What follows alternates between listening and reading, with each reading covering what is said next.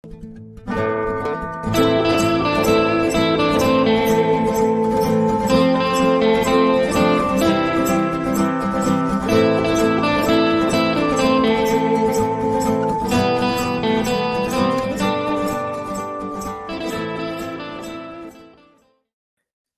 everybody. Welcome to a brand new episode of the Outlaw Nation Show here live on the Outlaw Nation channel. Thank you all so much for joining me tonight. You guys are in for a special treat tonight. I will introduce my guest in just a moment, but just strap in, put on your seatbelts, and get ready because I never know where our conversations are going to go. I never know what's going to come up in our conversation. I never know what insider information about our friendship is going to get put out in the streets when we have our conversations, but I'm looking forward to it. My guest will introduce in just a minute, you guys. He is from one of the co-hosts of the Geek Buddies, my friend of over 20 years, and we're going to get into some fun conversations with him in just a minute. But first, let me remind you all, the Outlaw Nation Show is here, and the Outlaw Nation channel is here for your enjoyment. We are on the precipice of crossing 15,000 subscribers. That's kind of mind-blowing to me to think that we're this close to crossing 15,000 and start marching towards 20,000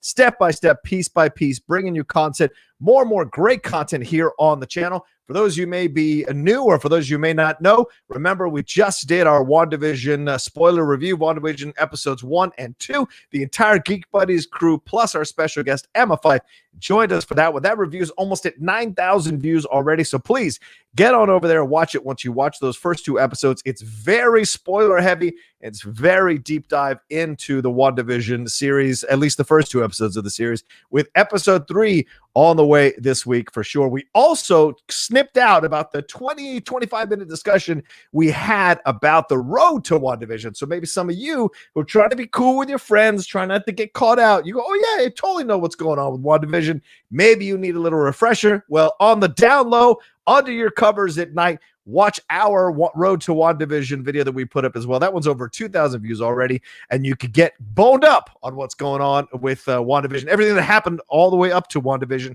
so you can watch those 2 episodes with as much knowledge, Marvel knowledge in your brain as possible. And this just confirmed between me and Dorina Arellano tomorrow morning, 8:30 a.m., we are going live, and we will be watching the inauguration live as an episode of Impolite Truths. It will be a live watch-along. Look, we've taken you through the debates. We've taken you through election night, so why wouldn't we take you through the inauguration? So we're going to be hoping nothing happens, but we just want to watch it live, see all the speeches, see all the reactions, everything like that, see what happens. And so we'll be covering it. The inauguration is supposed to start at 9 a.m., which is also consequently when soon-to-be former President Donald Trump will be officially done as president. Tomorrow noon ET, 9 a.m. PT is when he's done as president. We'll see who he pardons. Is Joe Exotic on deck? Who knows what's going to happen? You know it's going to be madness. He's a reality TV host for a reason,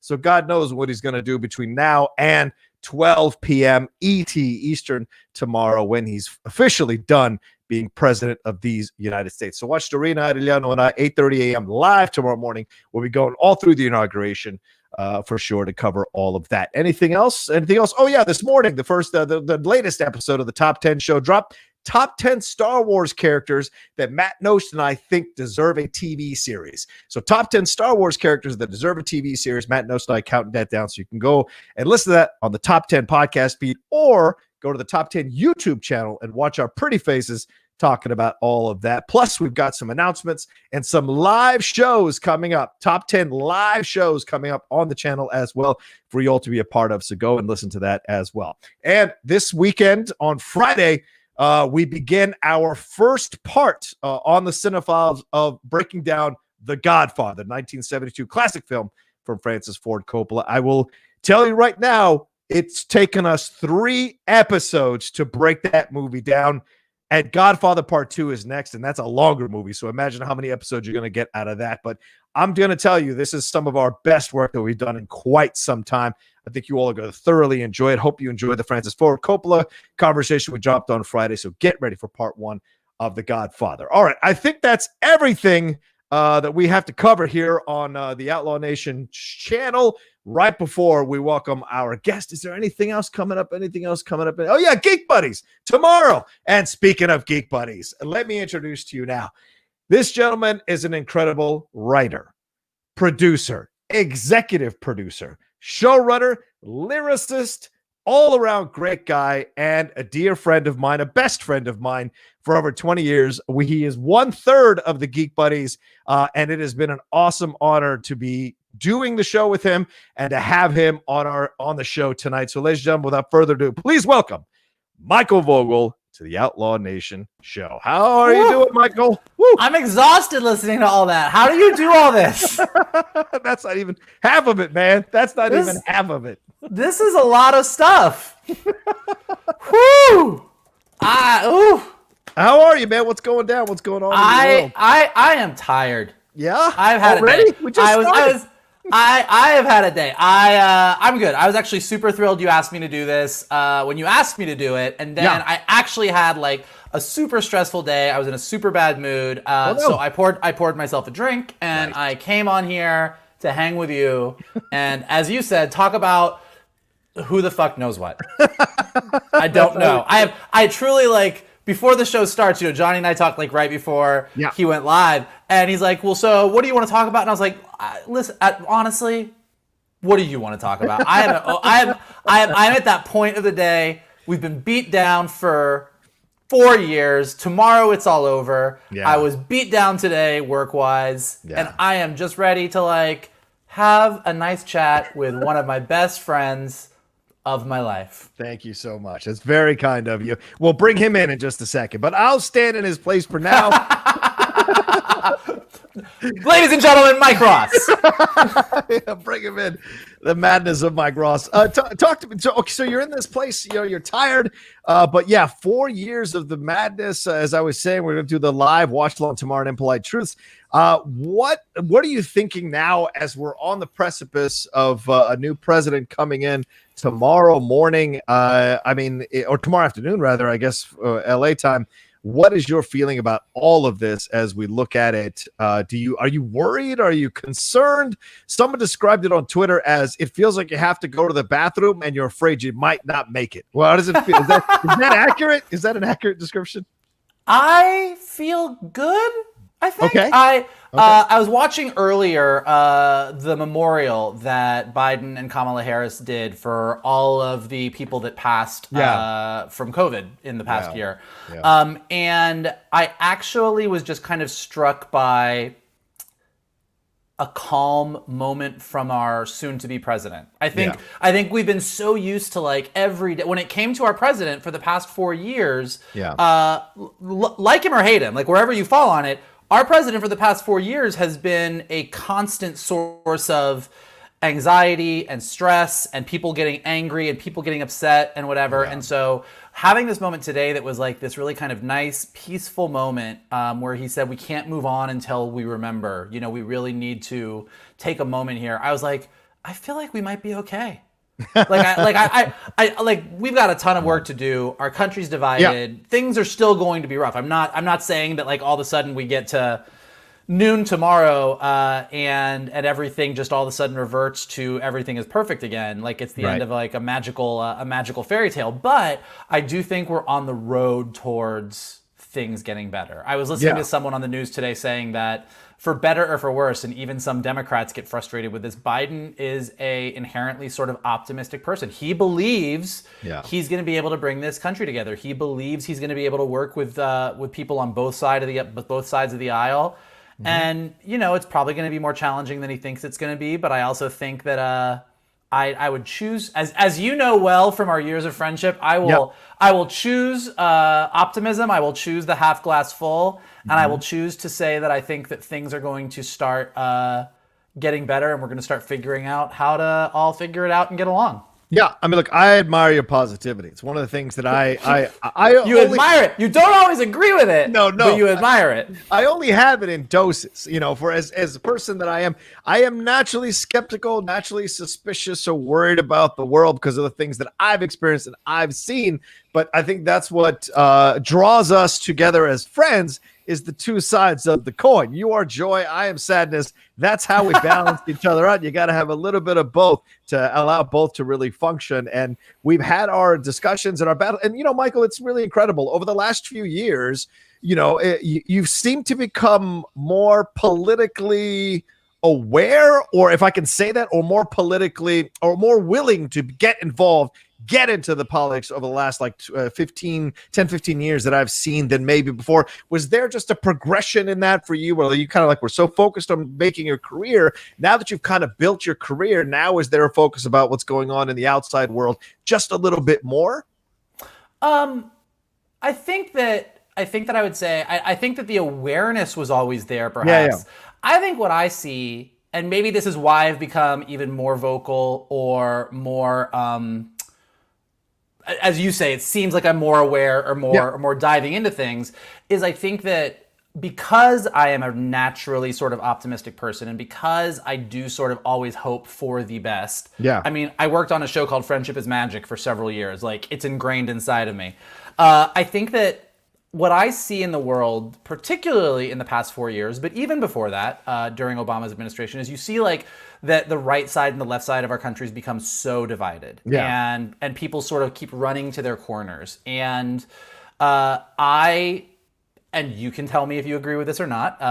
I have been told in the past, and I feel like I have one of those personalities where, look, I'm the guy that's going to sit and have a conversation with someone who vehemently disagrees with me. True. Whether they think I'm going to hell for my homosexuality or I'm going to hell because I don't like Zack Snyder movies, I'm super willing to sit and have the conversation. And I'm going to be respectful, and I'm going to maybe tease you and joke and use humor to do things. So I feel like I've tried to dive in because so many of the conversations that we've had, whether it be on Geek Buddies, whether it's on our friends' text chains, whether it's in real life, whether it's about Republicans versus Democrats, gay versus straight, transgender rights, take your pick of the things. There's so many extreme opinions out there, and I try and insert myself and be sort of a voice of calm, a voice of humor, kind of build the bridge between two sides, because I see that that's an area that sometimes doesn't get as much service. You look at Twitter, and there's a lot of people yelling at each other from both sides of the fence. Yeah. There's not a lot of people holding lemonade out at the fence for both sides and being like, hey, let's all have some lemonade, and I know we're not all going to agree on this, but let's have a conversation.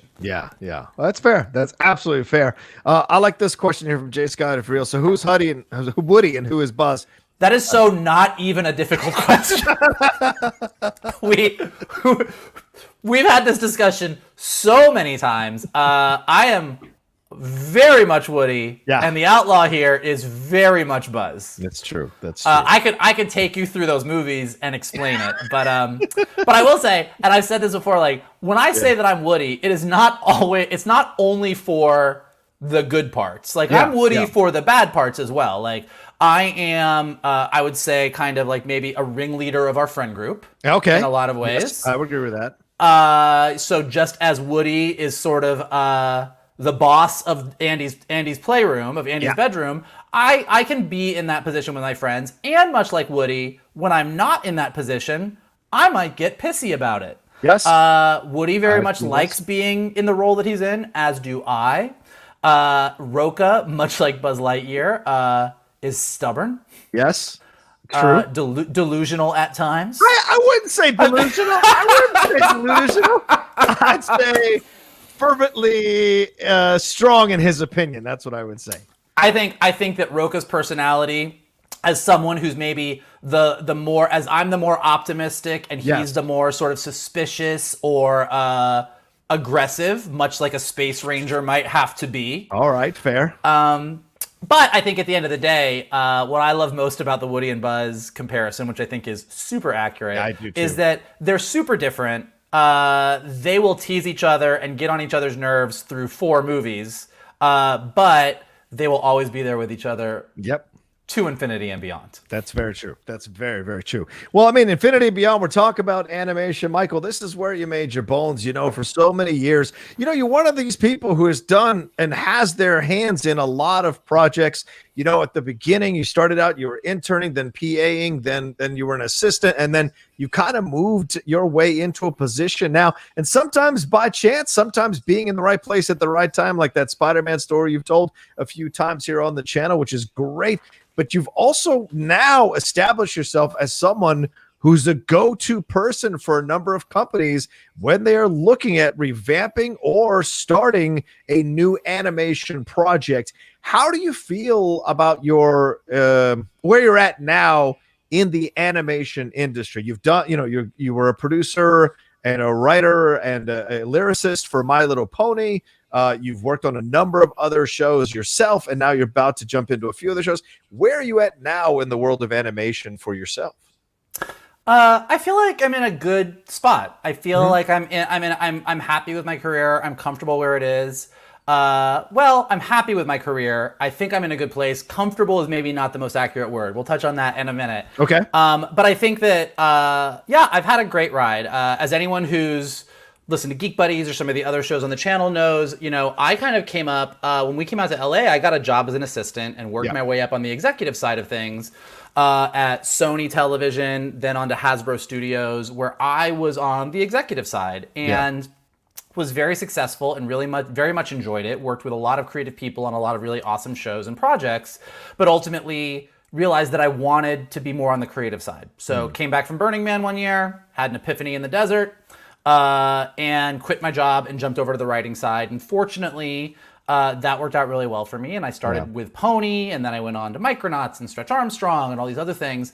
And I've had success on this side. I've gotten to work on Avengers and Young Justice, and I'm working on reboots of properties like Strawberry Shortcake and Inspector Gadget, and working on some original properties that I've developed. So I'm in a really, really good spot, and I've been super fortunate. And I attribute a lot of that to just as I said, working on My Little Pony, friendship is magic. I am a firm believer that friendship actually is magic. And because I have never really had a division in my life between career Mike Vogel and social Mike Vogel, I end up making friends with pretty much everybody I work with. And that has really served me well. And I've had a lot of friends who have given me shots and given me chances and helped me get into the right room at the right time. I would say, that being said, like, one of the things I thought about a lot this year, I had a lot of time to think that week before New Year's because I was sick on the couch with COVID. Right. So I had not a lot to do, and I just sat around, slept a lot. But I think like anybody, like I've done some amazing things. I'm super grateful and fortunate. That doesn't mean I don't have higher aspirations. It doesn't mean I don't want to go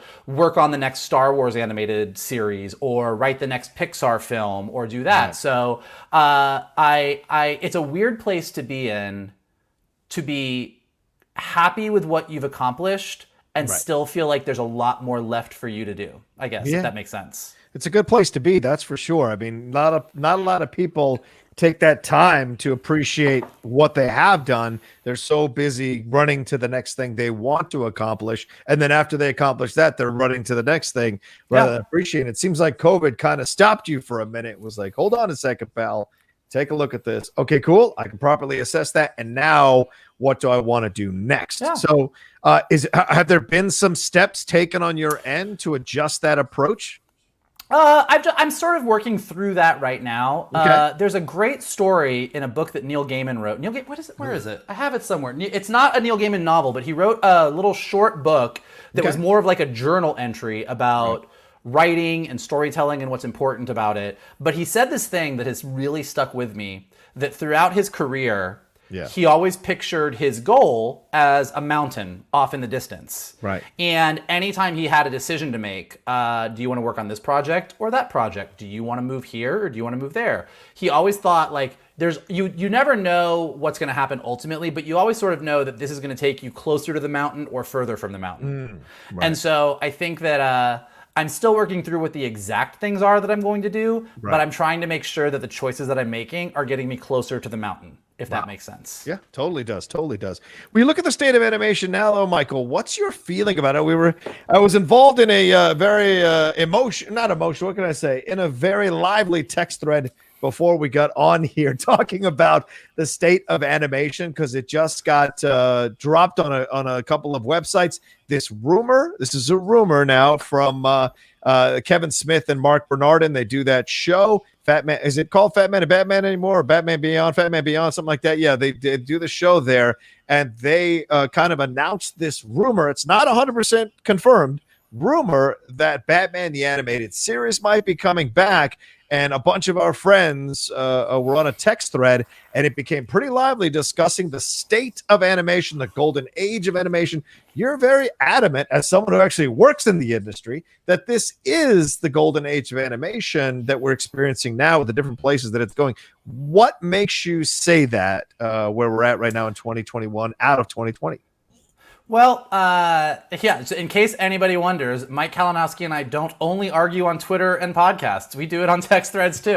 Yeah, look, I think that I've been an animation nerd truly my entire life. I think most of the reason that I've been able to get a lot of the jobs that I've gotten is because I can talk to you about He-Man and the Masters of the Universe, She-Ra and the Princess of Power, Thundercats, Silverhawks, Voltron, Gem and the Holograms, Alvin and the Chipmunks. The ones with the Chipettes in it were always the best ones. Like, I could go down the list of every Saturday morning cartoon, every afternoon cartoon, from the time that I was a kid until literally now, because I just never stopped watching cartoons. Right. And just like a lot of our friends, look, I have a soft spot for the stuff I grew up with, and I still think Batman the Animated Series is one of the all-time greats. I love Tiny Toons and Animaniacs. Yeah. The Disney Afternoon was great. But as someone who really loves the storytelling in animation and also loves the animation in animation, the actual drawing, the style, the visual art, I just think that we've gotten to a point in TV animation where we are telling a more diverse level of stories with a more diverse style of animation than we've ever had before. Yeah. When we were growing up as kids, until The Simpsons came along, there wasn't adult animation. I mean, Flintstones technically was a primetime show, right. But I think that until Simpsons came along and really rocked Fox primetime, and Fox ended up with its Sunday night animation domination block with Family Guy, Bob's Burgers, King of the Hill. Like, we didn't even have adult animation prior to that. So the fact that in our lifetimes we went from animation being a kids medium to a kids medium that had a Sunday night block on Fox that was more adults would watch it. And then when we were in college, South Park came along. And then with FX becoming big, you had shows like Archer coming along. And now with streaming and everything else, you have Rick and Morty, you have BoJack Horseman, you have all of these shows that are very adult shows, but not just adult in they're saying curse words. Like, they're dealing with all levels of humor, all levels of seriousness, all levels of pathos. Like, you've got a lot going on. And then in the kids space, one of the people on our text chain was saying that all the animation has been simplified and looks stupid and cheesy. But I think if you really look at what's out there in animation, there's just a more diverse level of styles. Everything from Adventure Time and Steven Universe to She-Ra and the Voltron reboot on DreamWorks to the really cool DuckTales style on the DuckTales reboot that kind of harkens back to the old Carl Banks Uncle Scrooge comics.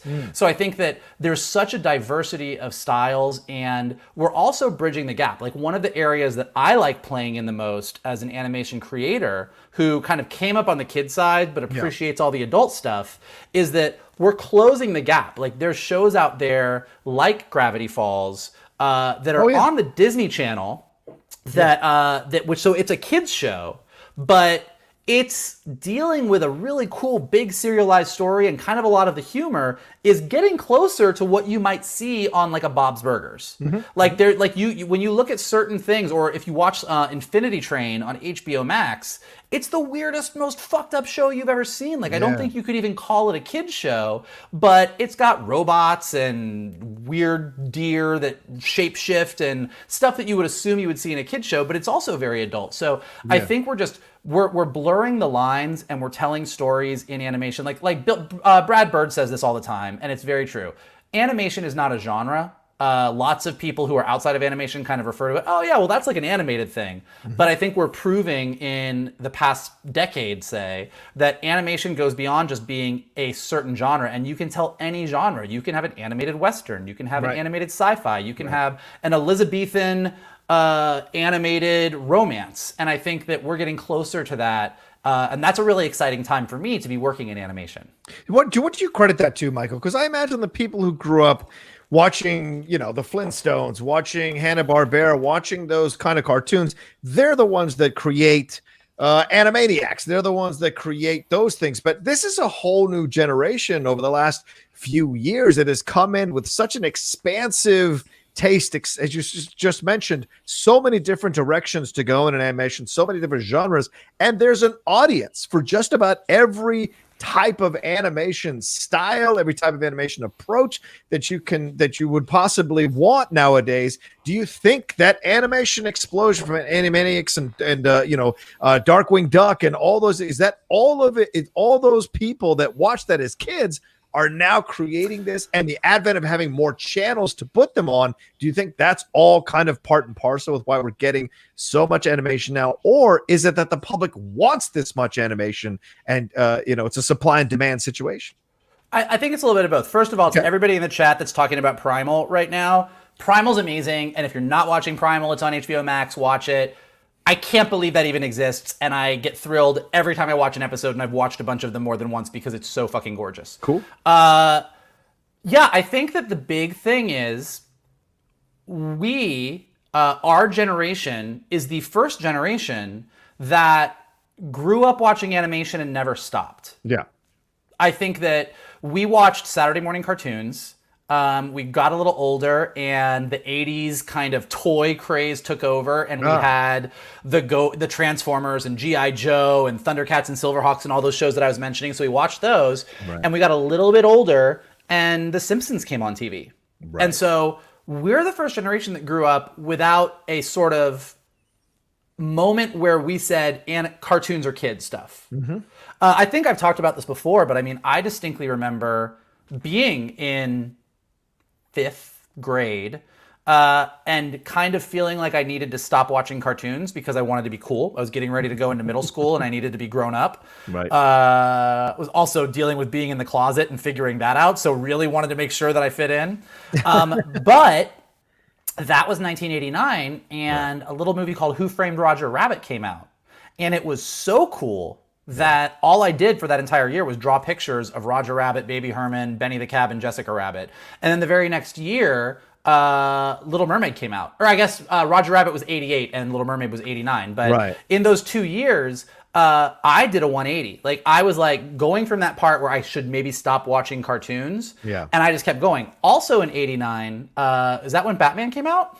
Yes. The Michael Keaton Batman. Yes. Yeah, the Michael Keaton Batman. So then also this giant comic book movie comes out, live action comic book movie, that was the first major comic book release since like Donner's Superman. Yeah. And so we just happened to grow up in an age where all the stuff that had been sort of relegated towards that's kid stuff became not kid stuff anymore. So we kept growing up and growing up and growing up watching it, and you see the results of that now. You see the Jon Favreaus and the Dave Filonis and the Genndy Tartakovskys and everyone else who said, fuck it, I'm going to do this forever. Like, I can make these cartoons. So we're living in this kind of era of a generation of people who never looked at cartoons as a kid's thing, and who are willing, kind of to your point, Johnny, to, there's an audience for everything. You love multiverse, inappropriate, drunk scientists, you've got Rick and Morty. You want trash-talking elementary school kids, you've got South Park. Right. You want a caveman and his dinosaur best friend, you've got Primal. Like, there's something out there for everyone. And like I said, there's really, really interesting stories being told. Yeah, and the traditional ones are still there. Like, you can watch The Croods or Despicable Me or something like that, and then turn right around and enjoy what's going on with Soul, or what's going on with that. There was one that's dropped recently on HBO Max as well, another really, I think, awesome animated show as well that's out there. I can't remember what it's called, like Daywalk, Skinwalker or something like that. I can't remember what it's called, but something's out there right now. A lot of people are talking about as well. So many different audiences are being served by animation, and more people are being drawn to it now. What was your reaction when you started when you heard about the Clone Wars situation? Like, imagine that Star Wars in an animated series. It's incredible how that changed that entire franchise. It didn't at first, though. I mean, I think everyone's sort of feeling, because like what they did, for better or for worse, is they decided to take those first 3 episodes that they had animated on their TV budget, right, and release them in theaters as sort of a movie event. And I think that most people were very unsure about that animation style and about the inclusion of Ahsoka Tano, period. Like there was a lot of like, what is this? I think this is silly. This is like the prequels to the people who didn't like the prequels. Yeah. And when you do go back and watch it, when you can watch it all now on Disney Plus, that first season, like the animation has come a long way on Clone Wars. It's not bad by any means. And I mean, I think Clone Wars, even at that point, was probably the most expensive animated show on television. Yeah. But people were really unsure about it. And I didn't watch it for the first couple of seasons. Like I kind of like would watch a couple episodes. I'm like, okay, I kind of get what this is, but I wasn't super into it. And it wasn't until it was in its 3rd or 4th season that I kind of went back in and started watching, and that was when I got hooked. Wow. Well, you look at what's going on now. When you walk into an animation project, Michael, are you more confident with the voice you're bringing? Do you think that people come to you, companies come to you and what have you? They go, okay, we want you to take a look at this. Can you construct the Bible? Can you work on the Bible that's already been done? When you get approached, do you sense companies now understand the unique voice that you bring to the project, or do you find that you're more attracted to the companies or the projects that allow you to kind of discover something about yourself as you're creating them or working on them? I think it's a little bit of both. I do feel confident. I've been lucky enough. I actually am happy that I spent as many years as I did on the executive side before I jumped over to the creative side, because particularly, at Sony and at Hasbro, I mean, I got the opportunity to be in the room with some really, really smart people. I mean, being in the room with Aaron Magruder when he's talking about Boondocks, like you get, that's a strong opinion. And that's where I met Greg Weisman and Vic Cook when we started working on Spectacular Spider-Man together. So being an executive and sitting in, arguing story notes, discussing seasonal arcs, going through storyboards together with these really, really experienced people was a great way to learn the ropes of what good storytelling and animation is. And then coming to Hasbro and being a high-level executive for the studio, I mean, I was flying to the East Coast like once a month at least, and sitting in rooms that were where we were discussing brand strategy and consumer products rollouts. And I, as the creative executive, was doing presentations for Target and Walmart and Amazon. And like, you really start to see a different side of the business. And a big part of animation, particularly kids animation, is that side of the business. So now, as I'm on the creative side, but I'm sitting in meetings for Strawberry Shortcake or Inspector Gadget or these other things, I know creatively the type of story that I want to tell. I know what I think I bring to the table, but part of what I bring to the table is I'm going to tell you a good story, but I can also sit with your marketing team and have a deep dive in, well, what is it you guys are trying to get out of this, and how do we take what you need and still make a story that is compelling and doesn't feel like it's like a 30-minute commercial. Right. So do you think so in essence, when people hire you for a project, they've almost already got the executive side of eyes on it? It's almost like you're directing with a monitor next to you at the same time as you're directing. You're able to look at the dailies at the same time as you're directing the next scene. Does that feel that? Do you think that feels that way? Does it feel that way for you, or do you think companies kind of factor that into the hiring process with you? I think so. I mean, I think that I think they know. I think when they hire me, they want someone who's going to tell a good story, but they appreciate the fact that when they have other needs, I'm not going to be like, fuck that shit and flip a table. These are my words. Don't change my words. Yeah. I see in the comment chain, someone's using the word toyetic, which is a word that I have heard more than a few times in my life. What does that mean? What does toyetic mean for those who are unschooled about it like I am? So toyetic means, hey, this character or this idea or this vehicle or this show concept is going to work really well as a toy. A really good example of that would be robots that can transform into vehicles. That is like an A+ toyetic idea. Or conversely, here's a show that is super amazing that most people use as an example of not toyetic. It's one of my favorites, Avatar: The Last Airbender. One of my absolute favorite shows. I think it's probably one of the greatest animated shows of all time. But in terms of looking at it from a larger than toy brand, it's not very toyetic because magical airbending powers or bending powers in general are hard to translate into toy. Like if you're a robot and you turn into a jet, I as a kid can take this robot and turn it into a jet. If I have an action figure who's supposed to bend water, how do you do that in toy? Right. That would be not toyetic.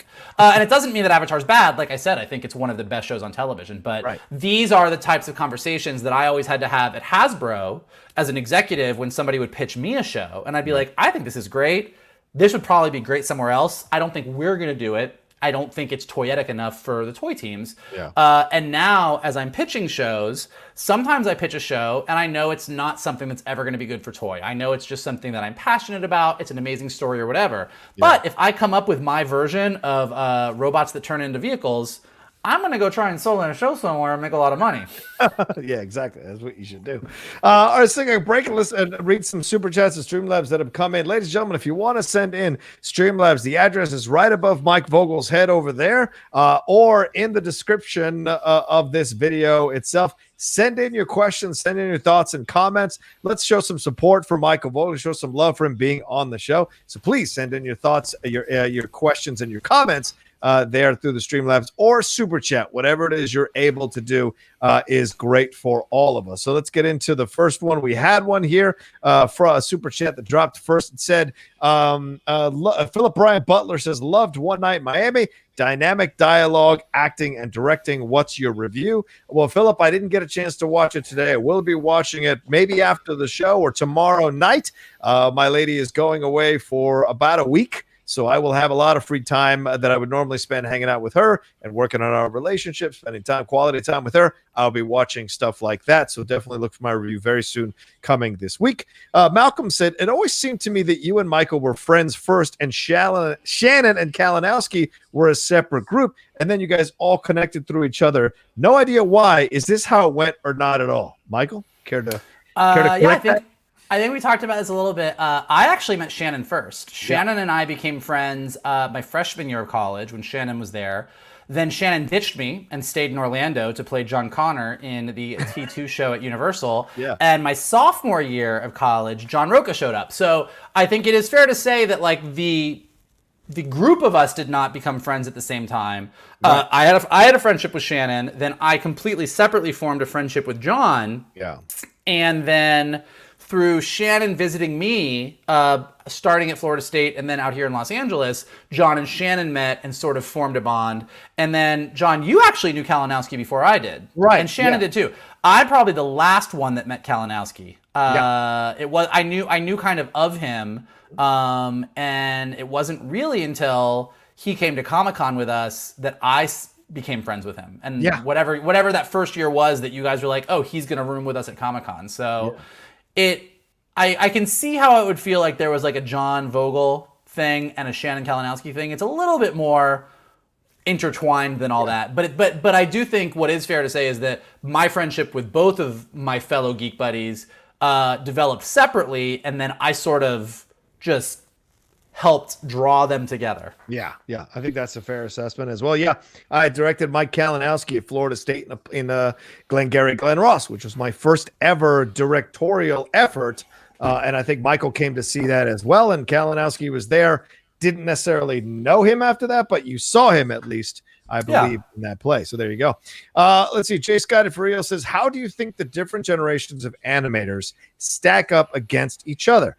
Going from the likes of Disney and Tex Avery and Don Bluth, transitioning to Matt Groening, Seth MacFarlane, Gendy Tartakovsky, and Butch Hartman, and finally Pendleton Ward and J.G. Quintel. Michael, loaded question. Woo, that is a tough one. It's so different. I'm such a fan of like the 9 old men at Disney. I mean, I'm such a fan of Bluth. I'm such a fan of that hand-drawn character feature animation. Yeah. And I'm trying to think of the best way to say this. Oh, yeah.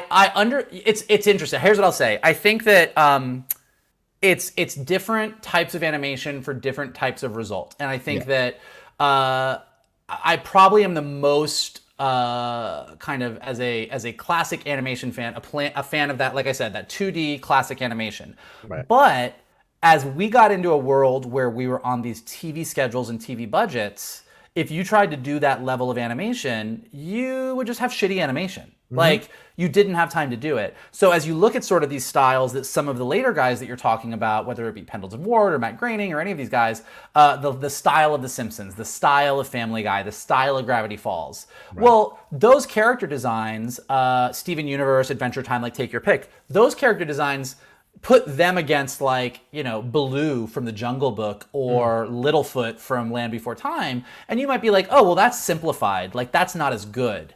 But I think that's unfair. Like, what's cool is these more simplified styles, these more pushed styles, allow them to tell bigger, broader, more crazy off-the-wall stories in television on a television budget and a television schedule. I also think what's cool is with the advent of CG animation, we now have a medium that allows us to develop very beautiful, very realistic, very detailed characters. When you look at Disney or Pixar or any of the things that we have. And that has allowed 2D animation to be a little bit more experimental in the way they draw characters. So you can have something that's more stylized in 2D animation because CG is the one that's going to be like that perfect, beautiful, more like it with Disney animation. Like Disney princesses now are pretty much exclusively CG, but it allows them to do things like with their Mickey Mouse shorts that are currently on Disney Plus, do a super cool stylized version of Mickey, Donald, and Goofy that you never thought you would have seen before. Yeah. So I think that what you're seeing is people trying different things and pushing the boundaries. And I always wonder, like, what would Tex Avery think if he was watching, Rick and Morty? It's just such a different kind of style. But I think that it's great that we've come as far as we've come. I do miss sometimes, and I think a lot of us do, some of that squash and stretch of old school Looney Tunes. Yeah. And I think even the new Looney Tunes that are on HBO Max, like they're close, but they're not quite the same. Right. But I think the trade-off is we've got so many different styles and so many cool things that I think it's probably worth it. Do you think we've moved away from like, oh, I got to see that new Don Bluth film, and it's more studios? I got to see that new Pixar, that new Illumination, that new Disney, that new whatever. Do you think it's more that nowadays and less about actually singular artists being involved because we've moved away from hand-drawn to digital? It seems like, and I think this is true of actually TV, live-action TV, as well as live-action movies. Yeah. It seems that with features, we're more tied to, I want to see the new DreamWorks film, I want to see the new Disney film, I want to see the new Pixar film. With TV, oh wow, what is Alex Hirsch doing? What is Tartakovsky doing? What is Filoni doing? Like, I think in TV, we're still a little bit more tied to who is the creator behind the thing. Right. Whereas the studios themselves, like, we don't necessarily always know, I mean, if you're a nerd like me, you do, but like, we don't always know who's directing this Disney film versus this Disney film versus this Pixar film versus this DreamWorks film, but we have a recognition of what we assume we have an expectation of quality for certain studios. And I think that's okay. Like, I mean, I think that, for example, Pixar has earned the right to be like, yeah, it's a Pixar film. I think it's going to be good. Yeah, that's fair. Okay, I'll ask you that in a little bit. Malcolm says, you guys once said on Geek Buddies that your friendships had rocky starts. I don't know if you want to share why, but I was wondering how you guys overcame that on your road to friendship. Did we have a rocky start? I don't remember. Did we have a rocky start? I don't remember. I wouldn't say we had a rocky start. I think I've said this on Geek Buddies. I mean, I've probably had worse fights with you than I've had with most people in my life. Well, I'm a tough customer. What could you say? You are. I would say, I think you said this to me once a long time ago. And I know that you share a lot with your Outlaw fans. So I think this is okay to say, but I think that you said to me once, and I don't know that I fully agree with this, but I think as far as you and I are concerned, this worked. I think that you said you can't really trust somebody until you've pushed them to the brink and they stayed around. Yes, this is the old me. Yes. Yeah, for sure. I mean, you said this several years ago. Yeah. True. But I think that there was probably a time like after we had a big knockdown. Maybe it was the runaway Mike fight.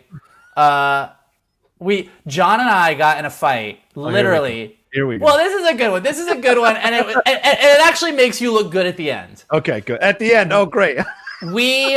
I was getting ready. It was like summertime in Tallahassee. I was getting ready to move apartments. And a bunch of us went to go see Runaway Bride in the movie theater. And I went under protest, by the way. And John is driving me home, and it's like, this is what happens a lot of the times with John, is like, it was like a fight that came out of nowhere. Like you were just sitting on a park bench eating your sandwich, and somebody just came up and punched you in the face, and you're like, what happened?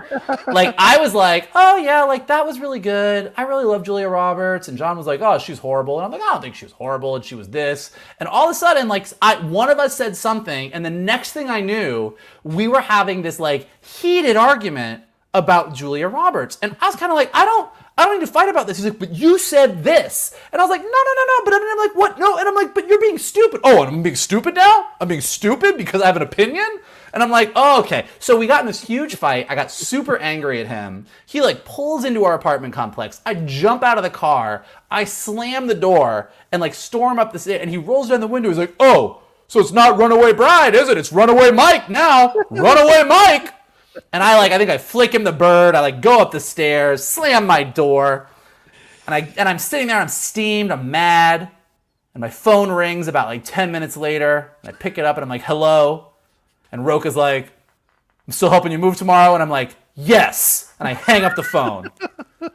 And then he came over the next morning and he helped me move. That I did. But I think that is an example of these kind of fights that we would get in, that you'd be like, the fuck were we even fighting about? Like, I don't know what it was. But we had a lot of those in the early days in Tallahassee and coming out here to LA. But like, look, I will say that like, as much as like we'd have a fight and be like, God damn this guy, whatever, like there are a lot of good qualities there, and we stayed friends and we kept each other in our lives and we stayed around. And then you do reach a point where you're like, A, you stop fighting as much because you're kind of like, we've been together this long, we're kind of in it to win it. Yeah. And B, you just sort of accept things that maybe you didn't accept as much early on. Yeah. I think that's absolutely a fair point. And you grow up. Like that was on my end, growing up, putting away some of the old shit that was residue from my growing up days of, kind of an unsettled family home, and then kind of issues with people who had kind of betrayed me, or people who had not treated me the way I'd expected, especially as a sensitive kid. I had to build up these defense mechanisms, these walls to protect me. And I came off aggressive, but it took a while for me to understand what I was doing, that I could deprogram within myself and instead of acting on them, sit back and listen. That took me a while to get there.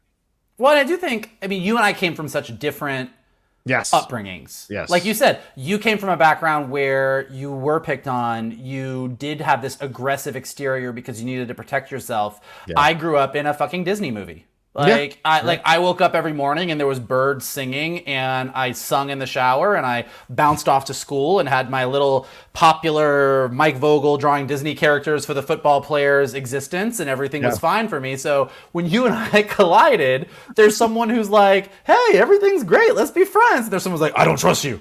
Yeah. What are you so happy about? And somehow we made it work. It's true. And Shannon at times is our bridge. Whenever Mike and I have a disagreement about something nowadays, Shannon can be our bridge, because Shannon never chooses sides. He always hears both sides of it, and finds a way to kind of explain to the other person, hey, this person might be coming from this direction, blah, blah, blah. So he's an essential part of our friendship and essential part of the Geek Buddies for sure. Yeah, well, and I think you can tell from watching Geek Buddies that he likes to argue the least, and you and I like it, and you and I like it plenty. Yeah, he's right. That's why I knew the combination would work once we started the show. I just knew it. Let's see here. Well, we got some more. Let's see, from Carol T. Phil, you already donated So you already sent that question in, so I'm not going to answer it again, but I appreciate the second donation. Carol T, thank you, Carol. Very kind donation here. Ask Vogel if he's taking applications for friends. If you're looking for an East Coast friend, I live in Philly, and I feel the same way about Zack Snyder, LOL. Actually, are there movies you know word for word? For me, it's Clue, Rocky Horror, and The Cutting Edge. Carol, really, The Cutting Edge. Topic. Michael, are there movies that you know word for word that you go back to all the time, or maybe even quotes from those movies that stick in your head in certain situations that pop up? Well, first of all, Carol, I am always good for new friends.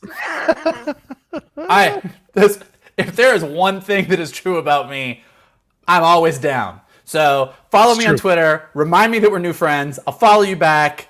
We'll talk about movies. Movies that I know word for word. Most Disney movies, particularly the 90s Disney movies. Yeah. But beyond that, Goonies, probably. Oh, boy. Okay. John's one big blind spot in his life that he's 1,000% wrong about. And two others that I'll say,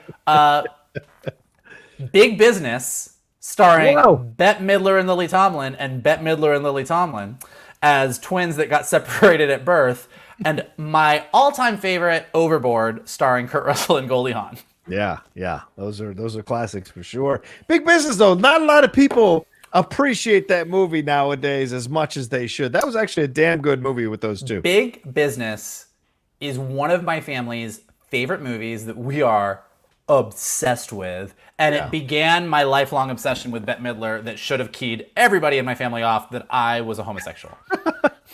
There you go. Let's see. Scrapper Alex says, going into this new decade with studios wanting to fill their streaming services, will this be a dawn of LGBTQ creators being given their chance to tell queer stories with queer characters? Mike? I hope so. I think so. It seems like we're going in that direction. I mean, I think that this past year has shown us that we have a lot of work to do as far as representation in front of the camera and behind the camera, not just with the LGBTQ community, but even broader than that. But I will say that I was on a call this morning for a project that I'm developing with a streaming service. And it was all about the fact that they were really, really interested in really pushing queer inclusion. And the project that I was pitching, which was an animated project, they were really interested in because it was a queer show from a queer creator. So I think that we've overcome that hurdle of, let me say it this way. We've overcome the hurdle of that being a negative. Okay. Like we're not in the realm anymore where you say, I'm a gay creator and here's my gay romance. I mean, Happiest Season on Hulu? Is that what it's called? Happiest Season. Yeah, Happiest Season, like blew the doors off Hulu. Like they're thrilled with it. It's a lesbian Christmas movie.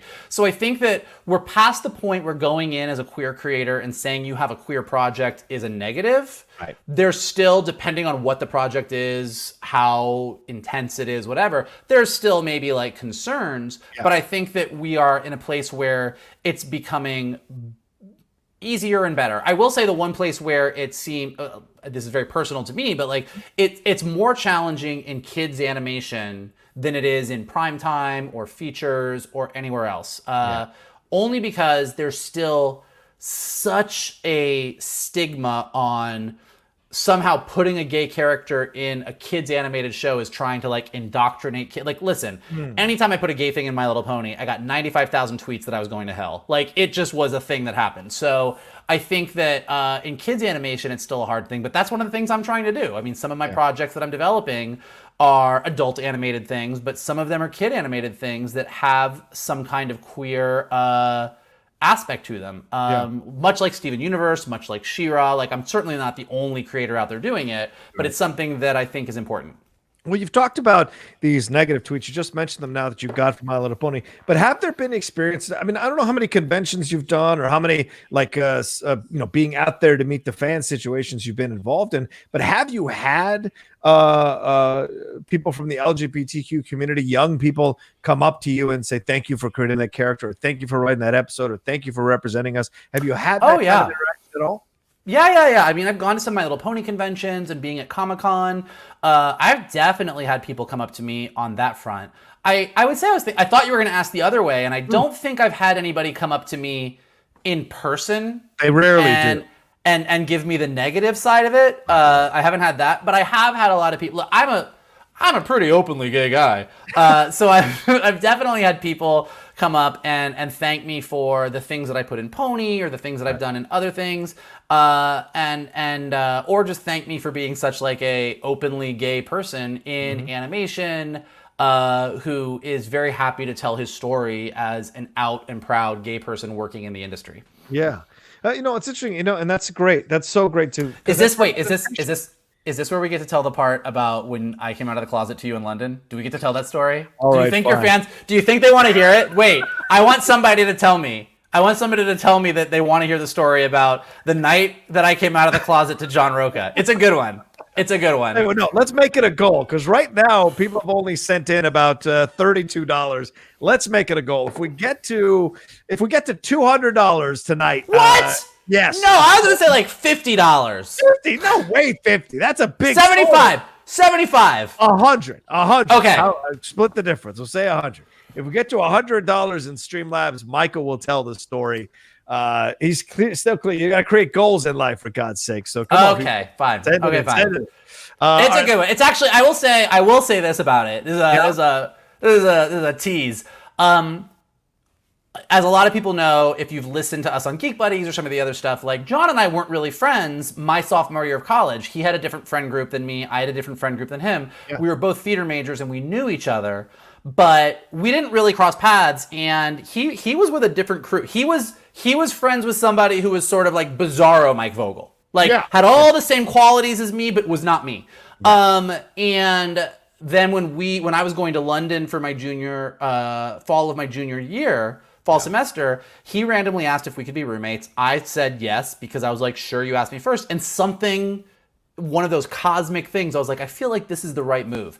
Yeah. And we started to become friends that summer, but it really wasn't until we moved to London and literally slept in the same room together for a semester that was where we became friends. And I will say that this night that if we get to $100, I will tell you about, is probably the reason that through all of those fights that we had subsequently, I kept him around. You kept me around? You kept me around? Holy! I'm saying this night is the reason I don't know what reason it is you kept me around. You can get another $100 and tell that story. Hey, there we go. Let's make some money happen. Alan Smithy says, "Hey, Geek Buds." What's up, Alan? Good to see you.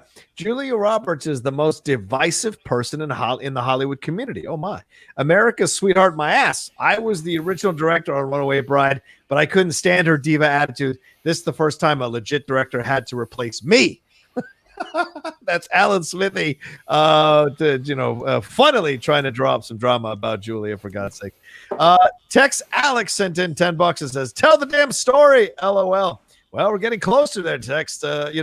Michael's doing it on the cheap for 100, but I guess we'll see if maybe we can do another 200 if we get to the other story for sure.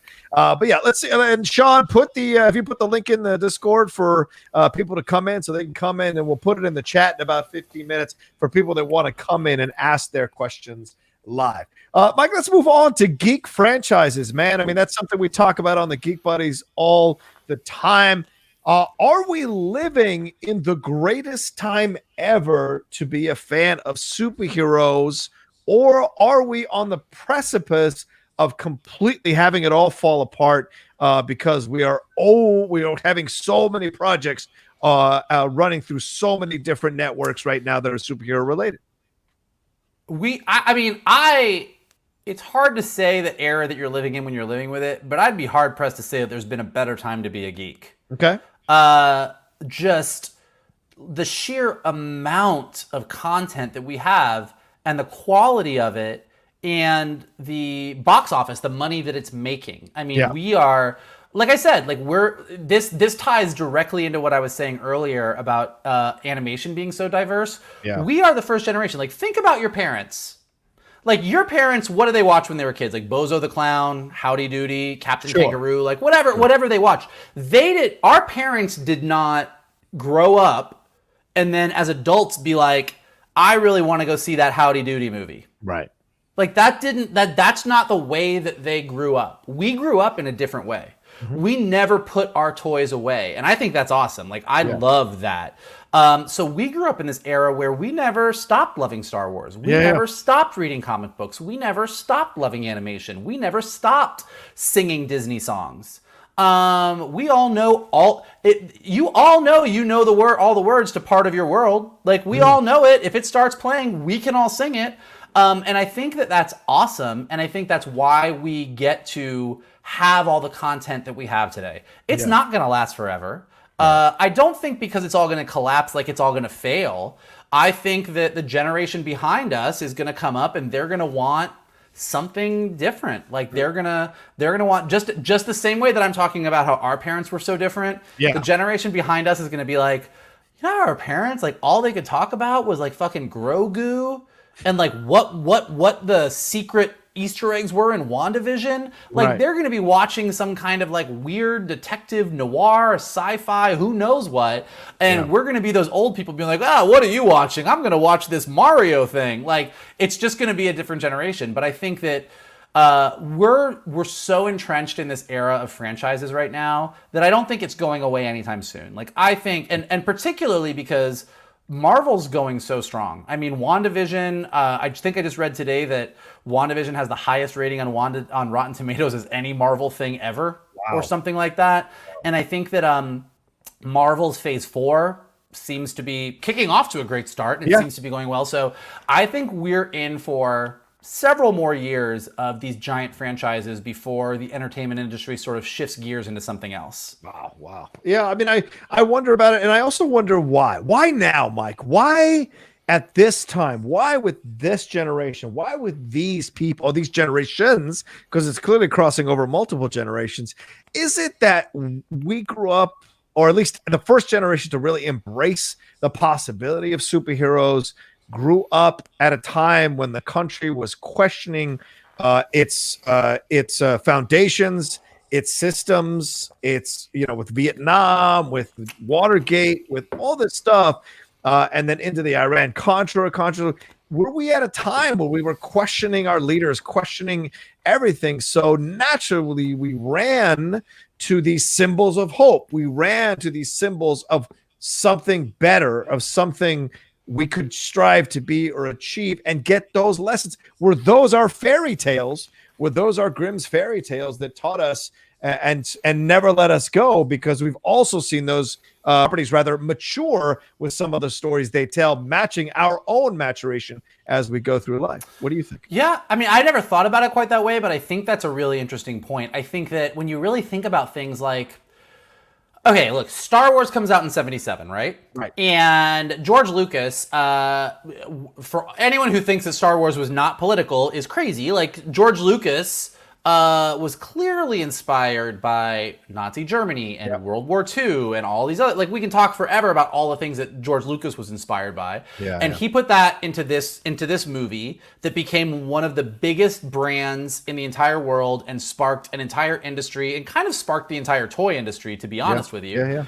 And at the same time, that was when comic books, which had been around for years, since the 1930s, but in the 70s was when comic books started to mature as well. I mean, that was, I believe, when you started to get the Green Lantern and Green Arrow stories, where they were like kind of dealing with real life things. Like, comic books had reached a point where I don't know when the comics code went away, but like this was when comic books started telling more interesting, kind of more developed stories well. So Star Wars comes out in theaters at the same time as comic books are starting to deal with some heavier things. I mean, we're just a few years away from Frank Miller coming out with Batman Year One and Dark Knight Returns later on, which really sort of inspired Tim Burton in 1989. So we're about to get into a very dark place in comic books. Star Wars is over here. Star Wars action figures inspire an entire industry. So toy companies are trying to emulate it. So then you get Transformers and He-Man and G.I. Joe and Brave Star and Silverhawks and Thundercats and all of those things in the afternoon that are selling all these toys. And so we were just the generation that was the recipient of comic books getting dark at the same time as Star Wars took over movies and created 4-quadrant films, which was the exact same time that toy companies kind of keyed in on what Star Wars did and created a shit ton of content that gave us a bunch of toys that we grew up obsessed with all these characters that we grew up loving, that then we all got old enough and some of us came to the entertainment industry and sold studios on the fact that we should make movies about it. And that's where we're living now. So it was sort of like a 1-2 punch, but honestly, at the end of the day, I think most of it, and there's plenty of people that would argue me about this with it, I think it's mostly George Lucas. Yeah. And Superman's the next year after Star Wars, right? So that's another thing to throw into the mix as well. Yes, Douglas, please feel free to ask an important life advice question. I think both Mike and I can answer that near the end of the show, Douglas. I'll tell you if John's right or not. He will do that. 1,000,000% he will do that.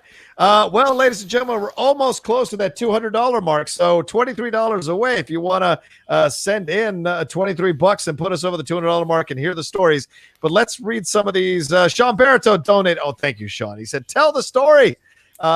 Jim Sandelin donated. He said, let's get the story. Like and subscribe, please. Hashtag Baba Booey. That's right. We're 6 subscribers away from officially crossing 15,000. Oh, let's do it. Let's do it. If you haven't subscribed to the channel, please subscribe to the channel tonight. Get us over 15,000 subscribers live on this show would be awesome. Jay Scotty for real says, you're killing me, Smalls. Can we at least get an idea of how close we are? Yes, $23 away. Wayne Edwards, thank you. He said, what's up, gents? Big fan of you both. So I saw Ralph Bakshi's Fire and Ice in the theater as a kid by myself in 1980. Wow. He said, I loved it, even though I may have been too young. Lots of jiggle, LOL. What do you both think of that film and or Ralph Bakshi? Michael, take this one, and I will answer after you. I really appreciate Ralph Bakshi. I like Fire and Ice. Like there's a whole era of like, it's interesting. I love that Ralph Bakshi was trying to push cartoons at such an early era when cartoons were not ready to be pushed. Do you know what I mean? Like some of that animation that was coming out at that time, like there were dudes and women and lots of other people, but like there were people that were like, we see what this can do. Right. And we're doing it. And they were just ahead of their time. Honestly, if Bakshi was around today, he would have a fucking amazing animated show on a streamer right now that we would all be losing our shit about. Yeah. It almost kind of sucks that they were around when they were. Like, it was amazing that they were, but like there is this subset of animated films in the 80s. The 80s in general is crazy because like Star Wars kind of proved that you could have this film that the entire family would obsess over and whatever. And then the 80s was fucking crazy because like a bunch of people did some cocaine and just did crazy stories. Like Mannequin, Weekend at Bernie's, like all these movies that would never come out today. And in the world of animation, there were these people that were like, we can be adult. We can tell mature stories. We can tell this stuff. And like we as a movie-going public, as viewers of entertainment, weren't quite there on the whole. Yeah. But I think that they inspired an entire generation of people that are making the stories that we love today. So I think they were sort of the front runners. I think they were all ahead of their time. I'm glad that they have the fans that they have. I wish that they had more. Yeah. Because I think that they are sort of the forefathers and foreparents of a lot of the stuff that we're like, of the Rick and Mortys and the Archers and the stuff that we have today. Yeah, I think that's a fair point. Absolutely. I mean, look, I remember coming up. First of all, Ralph Bakshi was a name that you just knew. If you were into any kind of nerd stuff in the 80s, Ralph Bakshi is a name you knew, right? Yeah. Sometimes if you had older friends, and I did at the time, you had older friends who would talk about like some of the hot ass animation in Fire and Ice. And you go and watch it, you're like, holy shit, this is like a Frank Frazetta drawing kind of life, right? And then I remember one night, late at night, I had gotten, high with some friends. I got driven home, came home, and I couldn't sleep. And I put on AMC, and randomly, American Pop came on. If you haven't watched American Pop while you're high, You have no idea how to really fully embrace that movie. It is insane. And of course, he did that Lord of the Rings movie. And I was such a massive fan of that. And was it the Rankin and Bass? Who did the other Lord of the Rings? Was Rankin and Bass? Is that who did the ones? I just know the Bakshi one. Yeah. Those were so much fun to watch. So there was a lot to explore there with Bakshi. And he is, as Michael's 1,000% correct, he is a pioneer to push the genre, push what it can be. And he was early. And if he was able to do, if he was in his prime now, he would be a multi-millionaire with what he was able to 100%. Right. Let's see if we've got any more that have come through. We're almost close to that goal. We're $21 away. What's the problem? Let's see. Okay. Darren says, if you can animate a superhero cartoon, which one, if you could animate a superhero cartoon, which one would it be and why? Michael? Well, so my friend Jose Lopez, who is an amazing character designer, he won an Emmy for his work on Transformers Prime.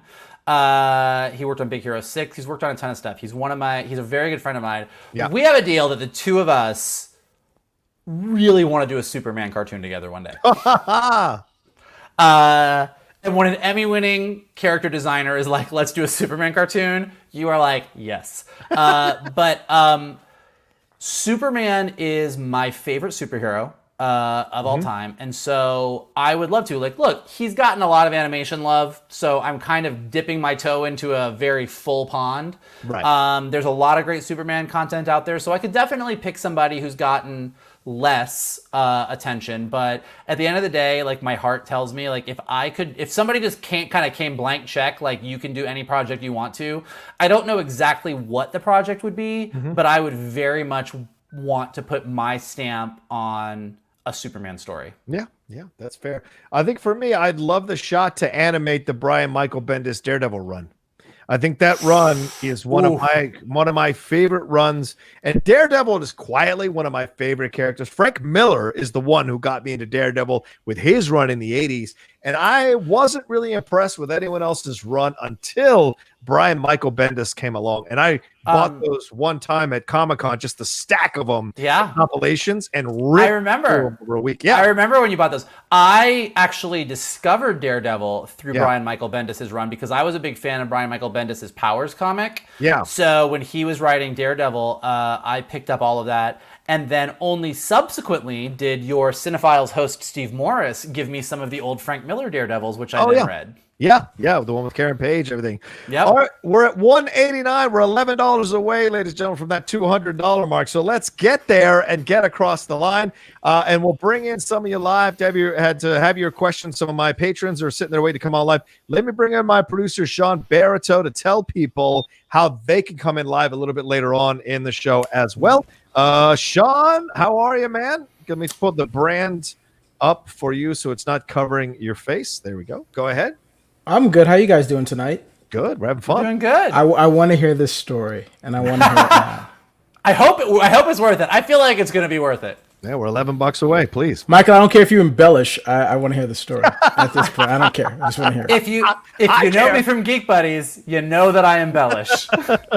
Either way, so I want to hear it. And guys, if you haven't subscribed, I saw one person in chat said they were going to. We're so close. Let's get John over the hump tonight. So if you haven't already, please also like, and then if you're watching us post, please like and leave a comment, and also subscribe if you're watching it live and you have post and you have not. Yeah.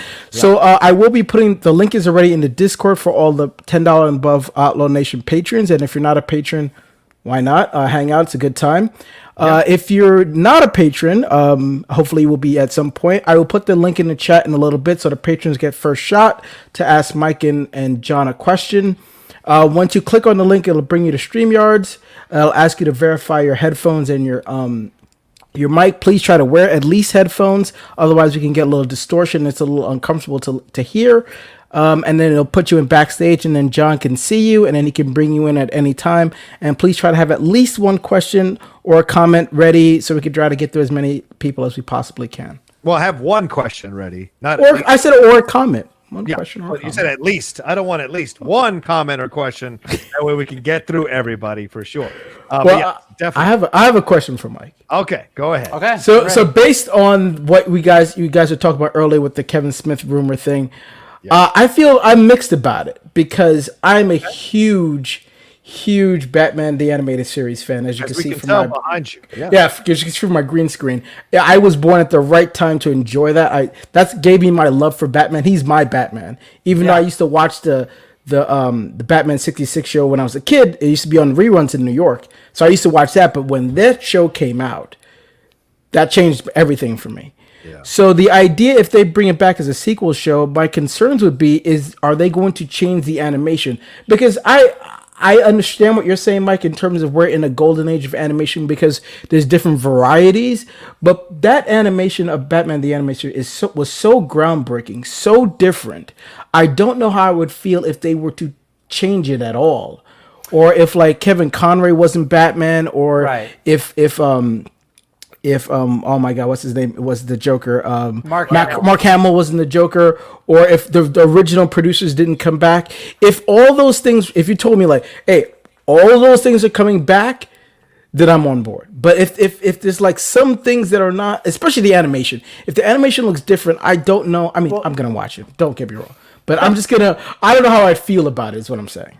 Let me ask you a question. How do you feel? I think because I just had this conversation with someone to be unnamed whose last name rhymes with Halinowski.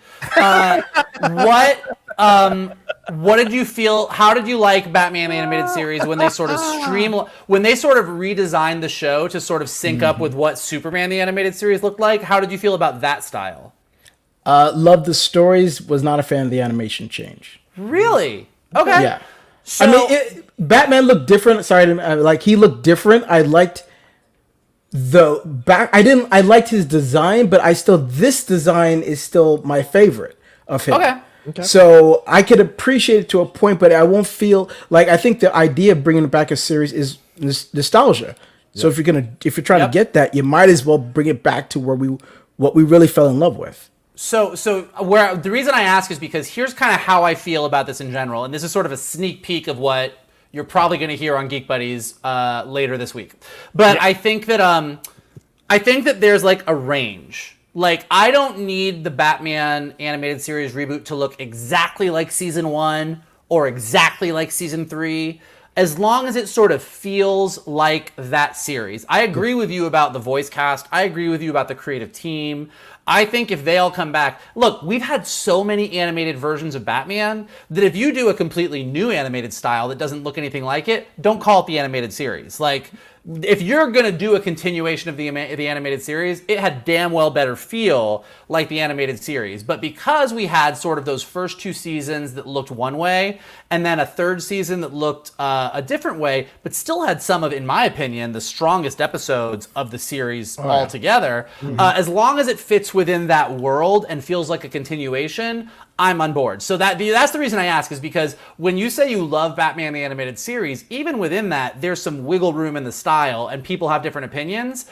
So I feel like as long as it's within that realm, as long as the music feels the same, as long as it has that 1930s noirish kind of vibe, I feel like I'm going to be happy. But yeah, a lot of it remains to be seen as far as voice cast and creative team, if the rumors are true. Yeah, I hope they're true. I hope. So we got a couple of super chats in. John, does those count? No, they don't. The Streamlabs will get us over the 300 or 200. Where we at? Where we at? Well, I feel like I see some numbers. I feel like we're there.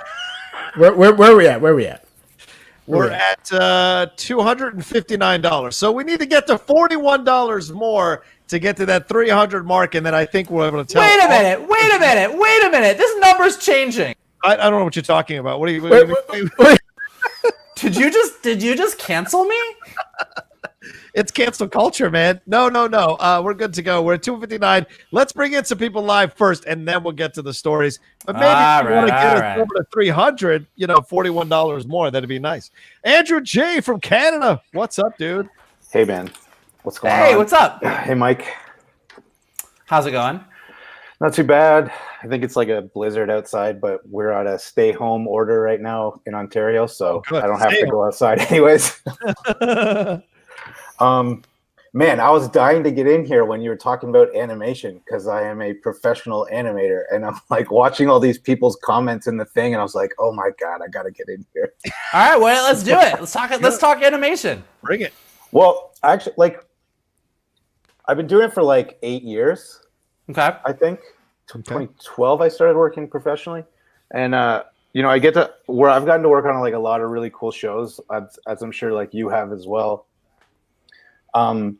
But the one thing is like the dream when you're in school is like, you're like, I'm going to go and do animation in school. And one day I'm going to make my own movie or my own series or whatever. And like 99.9% of the time that shit doesn't happen because it's really hard to get something like that to happen. But I do know a few people that I work with or have worked with in the past that have pitched shows and have actually one guy I know has a show in development at my old job. I used to work at Mercury Filmworks. Oh yeah, totally. You know them? Yeah, they do a lot of the Disney stuff. I used to work on the Mickey Mouse shorts actually, I think like season 3. Which are amazing and I'm obsessed with. Yeah, they're fucking awesome. I think there's some new ones that they've been doing too. I haven't gotten a chance to check out the new ones yet. But there's new ones on Disney Plus. They're pretty sweet. They're really good. Yeah, I got to check those out because those were really fun. Those were stressful to work on, but they were really fun to see. And I was like, I got to work on Mickey Mouse.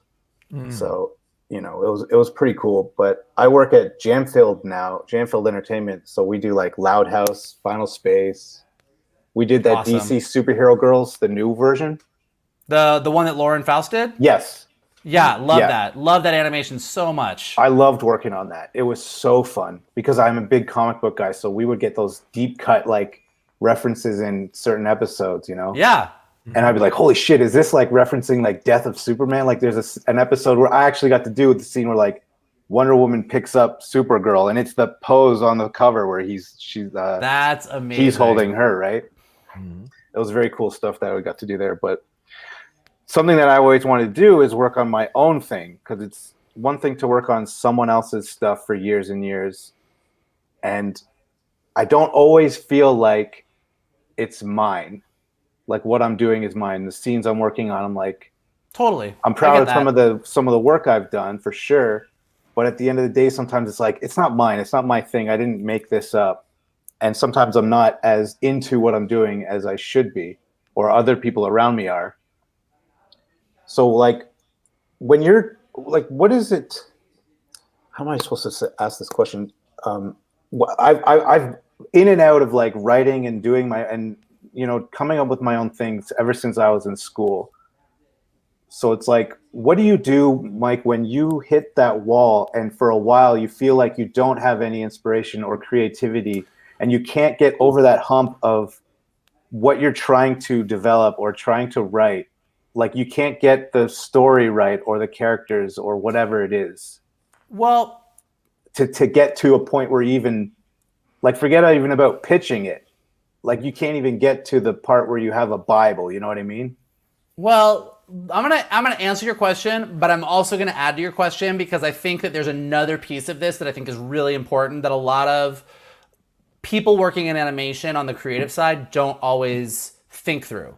Yeah. So first of all, I think, look, creativity is hard. Like being creative is the hardest thing in the world. And anyone who doesn't work in a creative medium, when they look at their creative friends and their creative friends are like laying on the couch playing video games and reading comic books and like and eating a hoagie, and you're like, you're not working, and you're like, I'm working, believe me. Like where that creative spark comes from, like who the fuck even knows?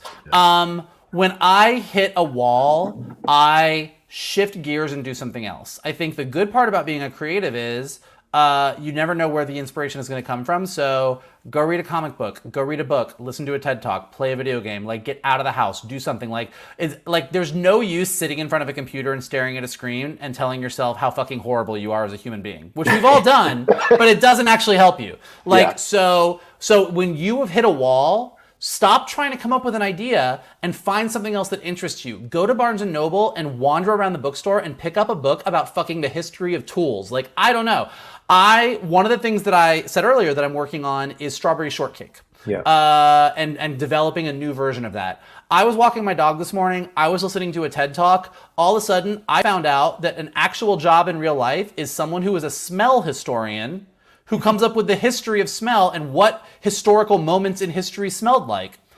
That's a whole new thing. It gave me 15 new ideas on strawberry shortcake. I wasn't even trying. So I think that like, you never know where creativity is going to come from. And the worst thing that you can do to be creative is to stress yourself out. So don't be stressed. Go do literally anything, like anything else, and get your mind off of it. Like that's my number one thing that I always try and do. Number two, though, and I think that this is really important, and it's not really what you asked, but something that I know because I was an executive for so long, is that a lot of things that something that people working in animation, or even if you don't work in animation, if you just are like, I really want to be in the creative industry, I want to pitch a show, I want to be able to have my own show on TV one day. You come up with an idea, but you don't look at what is on TV and what networks are airing.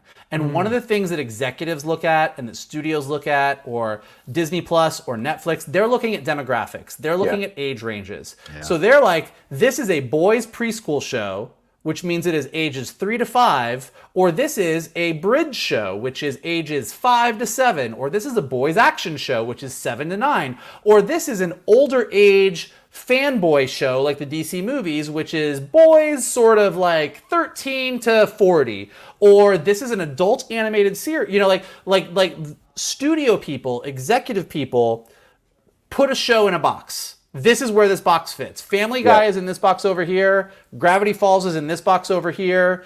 And that doesn't mean you can't get weird, but usually your first show out of the gate doesn't get to be weird. Usually your first show out of the gate has to fit pretty clearly in a, hey, there's this animator at my studio and he pitched me a pretty good girls bridge show about princesses. Like, you need to look at the market that's out there and fill it in. I had so many people pitch me shows when I was at Hasbro that I was like, you're super creative, this is great. I have no idea where this show would actually air on TV. Like, would this be on Disney Channel? Would this be on Cartoon Network? Would this be on FX? Like, this is cool, but I don't know where it would go. So I think an important thing to do if you want to get your show out there is look at what's out there and figure out that you can go in and say, this is a show that would appeal to this audience that watches these 3 shows. And this is how it works. And I think that that's something that a lot of people don't do that I highly recommend. It's like my first thing that I tell people to do when they're like, how do I pitch a show? I was like, tell people what else it's like on TV and what the demographic is and where it could air. Do you get frustrated? Let me ask you something really quick. Do you, now to kind of follow that last point up, do you get frustrated when you see, like, it's really cool to see someone doing something crazy and new and pushing it, like Gendy with Primal, for example? Yeah. But do you get frustrated when all of a sudden you see 20 different versions of Rick and Morty on TV? Because because what you just said, where it's like that hits and then that's what everyone else wants. Because like we're actually working on a show. I don't think I'd say what it is, but I was like, I saw it, I got a scene in it. I was like, oh, we're just doing another Rick and Morty. Like, now I'm not excited about this project. Do you ever get that shit? Oh yeah, believe me. Oh, My Little Pony is successful. Here's 90 shows about unicorns. Rick and Morty is successful. Here's 90 shows about drunk people. You know, like it's like it that is always going to happen, and people will always do that. Ultimately, those shows that follow those other shows are not going to. They might be successful. They might do well. Don't get me wrong, but they're not going to be the thing like. But you also have to remember, like, you can't come out of the gate and pitch Primal. Right. Yeah. Like, only Gendy could have done Primal. Yeah. You couldn't have come out of the gate as, like, somebody who had never had anything under their belt and be like, I want to do this show about this dude and his dinosaur, and it's super violent, and there's not talking. Like, it's just not going to happen. So you have to sort of, what's your first show out of the gate, and make it your own, make it unique, make it in the realm of something that's like the other things on TV, but give yourself that special thing that only you could give it. Like, what's your special sauce? Right. And then know that when that's successful, like, look, had I not written the My Little Pony movie, I probably wouldn't be getting to work on Strawberry Shortcake right now. You know what I mean? Yeah. Like, you've got to sort of take those steps. And I tell this to my friends all the time. I have a lot of friends out here in LA that have pitched me shows, and I'm like, this is great. Put it in your back pocket. Pitch this after you've pitched the thing. that gets you in the door. You need a thing that gets you in the door. This thing is too weird, but I'm super into it. Pitch this after you've done something that people are like, this is good. What else do you have? Yeah, there you go. Good enough for you, Andrew G? Got it. Good. Absolutely, brother. Much love, man. It's always great to see you. Thanks for coming in with that question, man. Thanks, guys. See ya. Peace. I love it. Andrew G loves animation, so I know he's the perfect guest to come in and ask a question first. Smithy, what's up? Director Alan Smithy is here. I like animation too, you know. How's it going, Michael Vogel? How are you doing tonight? I'm doing great. I'm having a blast. All right. Now, I couldn't help but rip on Julia Roberts a little bit just to make fun. It's fair. It's fair. It's fair. But anyway, hey, do you like this show? Okay, so that is one of the shows that's on my list, and I haven't actually watched it yet, but I know it's amazing. This is my animated Battlestar Galactica. I didn't watch Battlestar Galactica for 2 seasons. Everybody told me how good it was, and I didn't watch it. I don't not watch We Bare Bears. Like, I don't not watch it because I don't like it. I know I'm gonna like it, and it's like I'm waiting at some point to just like dive in and binge the whole thing. So you're recommending? I love it. I think it's okay. A great show.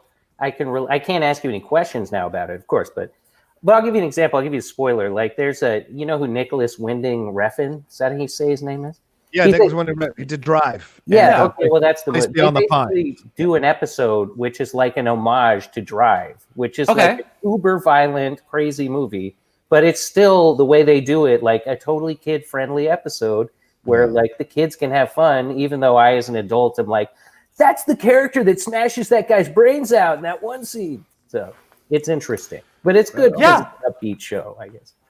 Well, and look, I think that what's cool about that, and what's really like, look, remember, like most of the guys and girls working in animation are super nerds like us who like all the same things we do. Yeah. And what's great is when you can take those references that you love and do homages in animation. Right. And I think that like that's part of the fun. Like, I can think of 1,000 examples. I mean, Simpsons did it all the time. You know, like just taking, we're gonna do shot for shot. Like in My Little Pony season 2 premiere, we did a shot for shot homage to the end of New Hope. You know, like we did the whole marching down the aisle and the whole thing. And so I think that what's great about that is it just shows how far animation has gone, and that you can do a show that is targeted at kids, but still have homages, references, nods. And honestly, that's the same thing we talk about with WandaVision or Mandalorian or anything, as Rocha's so fond of talking about. Yeah. Most people who watch Mandalorian don't necessarily get all the Kurosawa references or the samurai references, and sometimes don't even get the spaghetti western references, but they're there and they're inspiration. And I just love that that animation has grown up to the level where you have people who are sophisticated enough in their love of film and cinema that they could do stuff like a Drive reference in a cartoon show about bears and make it work. Yeah. I saw a Scooby-Doo thing where Scooby disguises himself as Nico from Velvet Underground and Nico. And he even does like the voice. He tries to sing like her. And I'm like, what 8-year-old kid knows what the hell this is? But it also just helps the writers create content. Like, you can be like, hey, it doesn't matter if they know who the Velvet Underground is. It still gives us like something to tell the story about. And I will tell you, having worked at Hasbro for as long as I did, and even other places that I've worked beyond that, one of my pet peeves is when I get a note that says, will kids get this reference? Because most of the time I'm like, if we're doing our job, kids don't need to know the reference. We're telling a fun story. This reference isn't for kids. This out there is for people like me who are watching this cartoon because they're grown-ass adults who love animation, and they're going to get the reference. And like, I think that there's always, sometimes, not always, sometimes there are those executives that feel like everything has to be targeted directly to your core audience. And the things that we love, whether it be Star Wars or Marvel or Harry Potter or whatever, work because they're targeting their audiences of all ages. So I think that that's actually, like, to your point, you're 100% right. Like, whether it's when I was doing Transformers Rescue Bots, which is our younger age Transformers show at Hasbro, the creative team wanted to do in one episode, they had a reference to Predator, Close Encounters of the Third Kind, and one other sci-fi show. And they were like, is this okay? And I was like, okay? I'm going to be pissed if you cut it out. Like, this is awesome. This is some good stuff. So yeah. Right on. All right, Smith. Anything else? We got to move on. Well, okay, one final question. If you could have dinner with these two, which would you pick? You can have dinner with Jake and Princess Bubblegum or Ice King and Lumpy Space Princess. Who would you pick? Ooh, I'm gonna let Michael answer. I'm never going to say no to Lumpy Space Princess. That's right. That's like, Oh my God. like I am never, like, if, like, me and her are going to have some mimosas and talk some shit about people, and that is the truth. Oh my God, that's so lumpy. Do you know the characters, Rocha? Are you familiar with Lumpy? I have no idea what you're talking about. No. I don't know who these two people are. But I'll go with my brother. I'll go with my brother on Lumpy Space Princess. I'll go with that one. All right. Thank you very much. Well, hey, it's good to meet you, Michael, and great to meet you, Rocha. And I love the Geek Buddies, so you guys are bringing it, and someday I'll meet Shannon. But yeah, One absolutely. day. He'll be on the show. Trust me on that. Thanks, All right. Smithy. Good to see you, brother. All right, there's Alan Smithy. All right, Michael, listen, we crossed that $250 mark that I randomly had in my head. So I guess we can tell the story.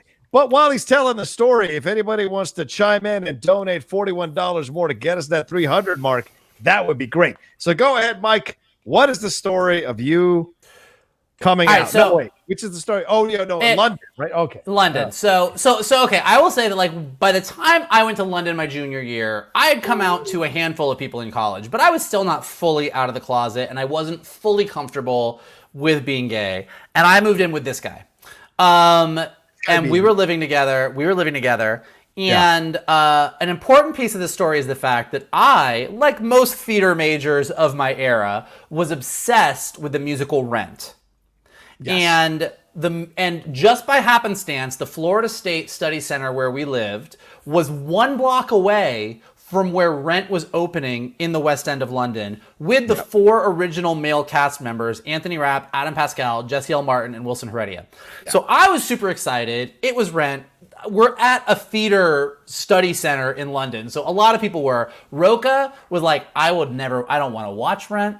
I have no interest in Rent. I don't like this stupid musical that everyone's obsessed with right now. And I was like, I know that you're going to like it so much that I will wait in line to buy us tickets for the 2 front rows. Like, because you could wait in line and get the 2 front row tickets. Yeah. I will buy your ticket. You don't ever even have to pay me back. This is not a deal like, if you like it, then you pay me, whatever. I'm just buying this for you. And it's a free night of theater for you. And he was like, fine. So he goes to see the show.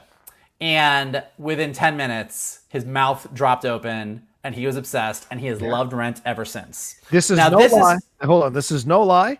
I spent the last hour before we started the show listening to Rent on my couch right here in front of my office. For whatever reason, I just was in the mood to listen to it, and I was listening to Rent. So, yes, it has been an obsession of mine ever since. Go ahead. Yeah. Now, here's why this is important. Because the Rent Theater was so close to where we were living at the study center, the entire cast and crew of Rent partied at the same pub that we all went to at the end of the night. So not only did I take him to see Rent, but subsequently we started hanging out with the cast and crew every night. The coolest part of our London experience was that we basically partied with the cast and crew of Rent 90% of our time in London. Right. Now, there was a young and attractive Scottish redhead that John started to have an interest in. They started to be flirty. Wait. She had an interest in me. I didn't have an interest necessarily romantically in her, but there were certainly conversations. Go ahead. There was some chatting. And look, like I said, I still wasn't fully comfortable with who I was. I was figuring it out, but all of a sudden I'm hanging out with the cast of Rent, and there's some attractive men, and I'm chatting with them. Yeah. But so here's what happens. We're all out at a pub one night, and we're all chatting, and it's like us and the cast of Rent and our friends and whatever. And I'm sitting across the room from Rocha. He's fully on the other side of the bar from me, and I'm like having a drink, and I'm talking to somebody, and I look up, and Rocha and this Scottish chick are like whispering in each other's ears. And she whispers in Rocha's ear, and the two of them stare directly at me. Like basically lock eyes with me. And then Rocha goes, I don't know, maybe. Maybe he is, maybe he isn't. And I'm like, God, what the fuck? And then they whisper some more, and they look directly at me again. And he goes, yeah, could be. I can see it. And so I don't really say anything. I continue on with my conversation. He carries on with his conversation. And at the end of the night, the pub closes. Everybody's going home. So John and I are just walking down an alley on the way back to the Florida State Study Center. Yep. And we're just chatting. And I go, hey, I was like, we're pretty good friends now, right? And he goes, yeah. He goes like, it's been nice being here in London, getting to know each other, right? And he goes, yeah. I go, I feel like we respect each other, right? And he goes, yeah, we respect each other. I go, I feel like we think we're both intelligent men, right? And he goes, yeah. And I go, so how come you think you can be talking about me from across the bar and staring directly at me and I'm not going to know exactly what the two of you are talking about? And he like stops in his tracks and he's like, no, don't ask, don't tell. Don't ask, don't tell. And he just keeps saying, don't ask, don't tell over and over. And I say, you can ask me. And he goes, I don't need to know. I don't need to know. We're friends. You don't have to tell me anything you don't want to tell me. And I go, but I am telling you that you can ask me if you want to ask me. And he goes, I don't need to ask you anything. I respect you. That's all I need to know. And I go, but do you want to know the answer? He goes, I don't need to know anything. It's true. And I go, okay. And we walk for a few more minutes and we don't say anything. And I say, you know that one guy in the cast? And he goes, yeah. And I'm like, we're going to go out on a date next week. And he stops in his tracks again and he goes, motherfucker, you're going out on a date with somebody you're not going to tell me? What the fuck? I thought we were friends. and I got friendship whiplash. And I was like, well, which one is it? And he goes, well, I don't care if you're gay or not, but if you got a date, you can tell me. And I'm like, well, I can't tell you I'm going on a date unless I tell you I'm gay. He goes, well, I don't need to know. And I'm like, well, you know now. And he goes, well, I guess that's okay. And I'm like, is it okay? And he goes, well, my dad might feel weird about us living in the same room together, but I think it's going to be all right. Yeah, my dad being old school Latino, who became my dad absolutely loved Michael, and two buttons on that story. One, this is the first time I experienced Michael leading me down a path to ask a question he wanted to ask. I thought he was leading me down the path to come out to me, and he was actually leading me down the path to be like, hey, if you got a question, you can just ask me. So that kind of threw me for a loop. So I reverted back to my Army days because that's what I had just left the Army, or with an honorable discharge to go into college. So for me, the don't ask, don't tell was very much how I dealt with that situation when it was presented in the military. So I reverted to that with Michael. But yes, my dad, one of the last things my father said to me before he passed is, I know I'm leaving you in good hands because of friends like Michael and Sarah and Shannon. I know I'm leaving you in good hands when I pass. So that he's always been a fan of Michael, even though initially he was a little bit like, oh, because he's also me living with a gay guy in the same room for a few months in London. He's still like, I will also say the little capper to this story that might be my favorite part. Yeah. Is that I went on a date with this guy who was in the cast. Yeah. And we went to the Globe Theater. It was very romantic. We had a lovely time. It was a very long date. We were gone all day together. I was with him all the way up until he went to the theater where he had to do rent that night. Yes. And I came home, and I kind of had that, like, London. Like, I'm in London. I had a date with a hot guy who was in rent. He's like, I'm in love. I was doing okay. I come in. Now, I will tell you, this is an embellishment. Rocha wasn't actually wearing an apron, but in my memory, Rocha's wearing an apron because I walk into our flat that we shared with these three other girls, and Rocha was. You were making rice. You were making rice. Yeah, Rocha's making rice, and he's stirring the rice, and I walk into the living room, and he looks at me, and he goes. Now I had just come out of the closet to him like days before. And he goes like this. He goes, where you been? And I go, you know I was on the date. And he goes, that was a long date. And I go, it was nice. And he goes, do you let him make out with you? And I go, I'm not having this conversation. And he then proceeds to give me a lecture about why buy the cow when you can get the milk for free and I need to play more hard to get. And I was like, this is very invasive for the person that didn't know I was gay 3 days ago. And That, ladies and gentlemen, is why, despite all of the fights and him calling me Runaway Mike, I have stayed friends with this man for 20 years. And because he's able to put up with my crazy ways of doing things, because my overprotective ways of doing things, why we're still friends as well. Yes, I was concerned because he was going out on a date in a foreign country with a stranger, and I didn't understand that in the gay culture, most of the time making out is pretty much, okay. When my culture, it was a little more like, you had to kind of work to things. So, I was just concerned about it. I didn't want him to come off as an easy guy. This is my own personal opinion. All right, let's see. We're at 274. People were $26 away from 300. Get us to the 300. It'd be really great. Real quick, I'll read some of these Streamlabs, then we'll bring people in live, brother man. Let's see. The Schmo Outlaw 70. Thank you, Schmo Outlaw 70. It's very kind.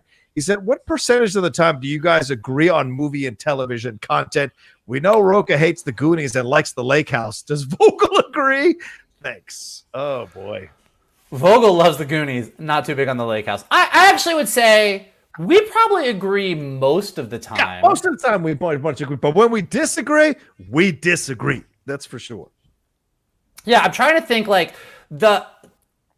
trying to think of what definitely Zack Snyder as far as Man of Steel goes. Yeah. We disagree. Like, you really like Man of Steel, I don't. I love it. I really like Last Jedi. You're lukewarm? I would say the first 45 minutes I don't like, and then pretty much the rest of everything except for Canto Bite is maybe some of the best Star Wars I've ever seen. Okay. Yeah. So we probably, even though I probably love Last Jedi as a whole more, we probably agree on that. But we disagree on Man of Steel. But I would say that most recent times, I feel like our tastes are very similar now. I feel like our upbringing made us love different things. But I will say this, and this also happened in London.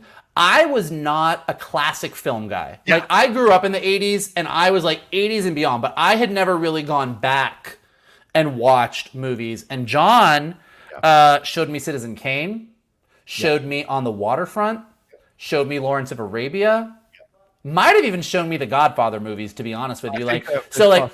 So I will say that Rocha gave me an appreciation for a bunch of movies that I had never seen before. Yeah. And I would say that maybe I've shown him some animated movies that he might not have seen. But there's certain things like Goonies and a couple others that I don't think I'm ever going to win him over on. No, I'm never going to go back on that one. Let's bring in Jay Scotty for real. He's been waiting to come on for a little bit. Jay Scotty in the attic here. Let me change the brand so we don't cover up your face here, Jay Scotty. I figured out how to do folders, so once I have a little bit of time, I'll do that. There you go, Jay Scotty. What's up, dude? Hey. Good to see you guys. How are you? You too. Good. So the last time that I was on, I made some casting suggestions for the Fantastic Four.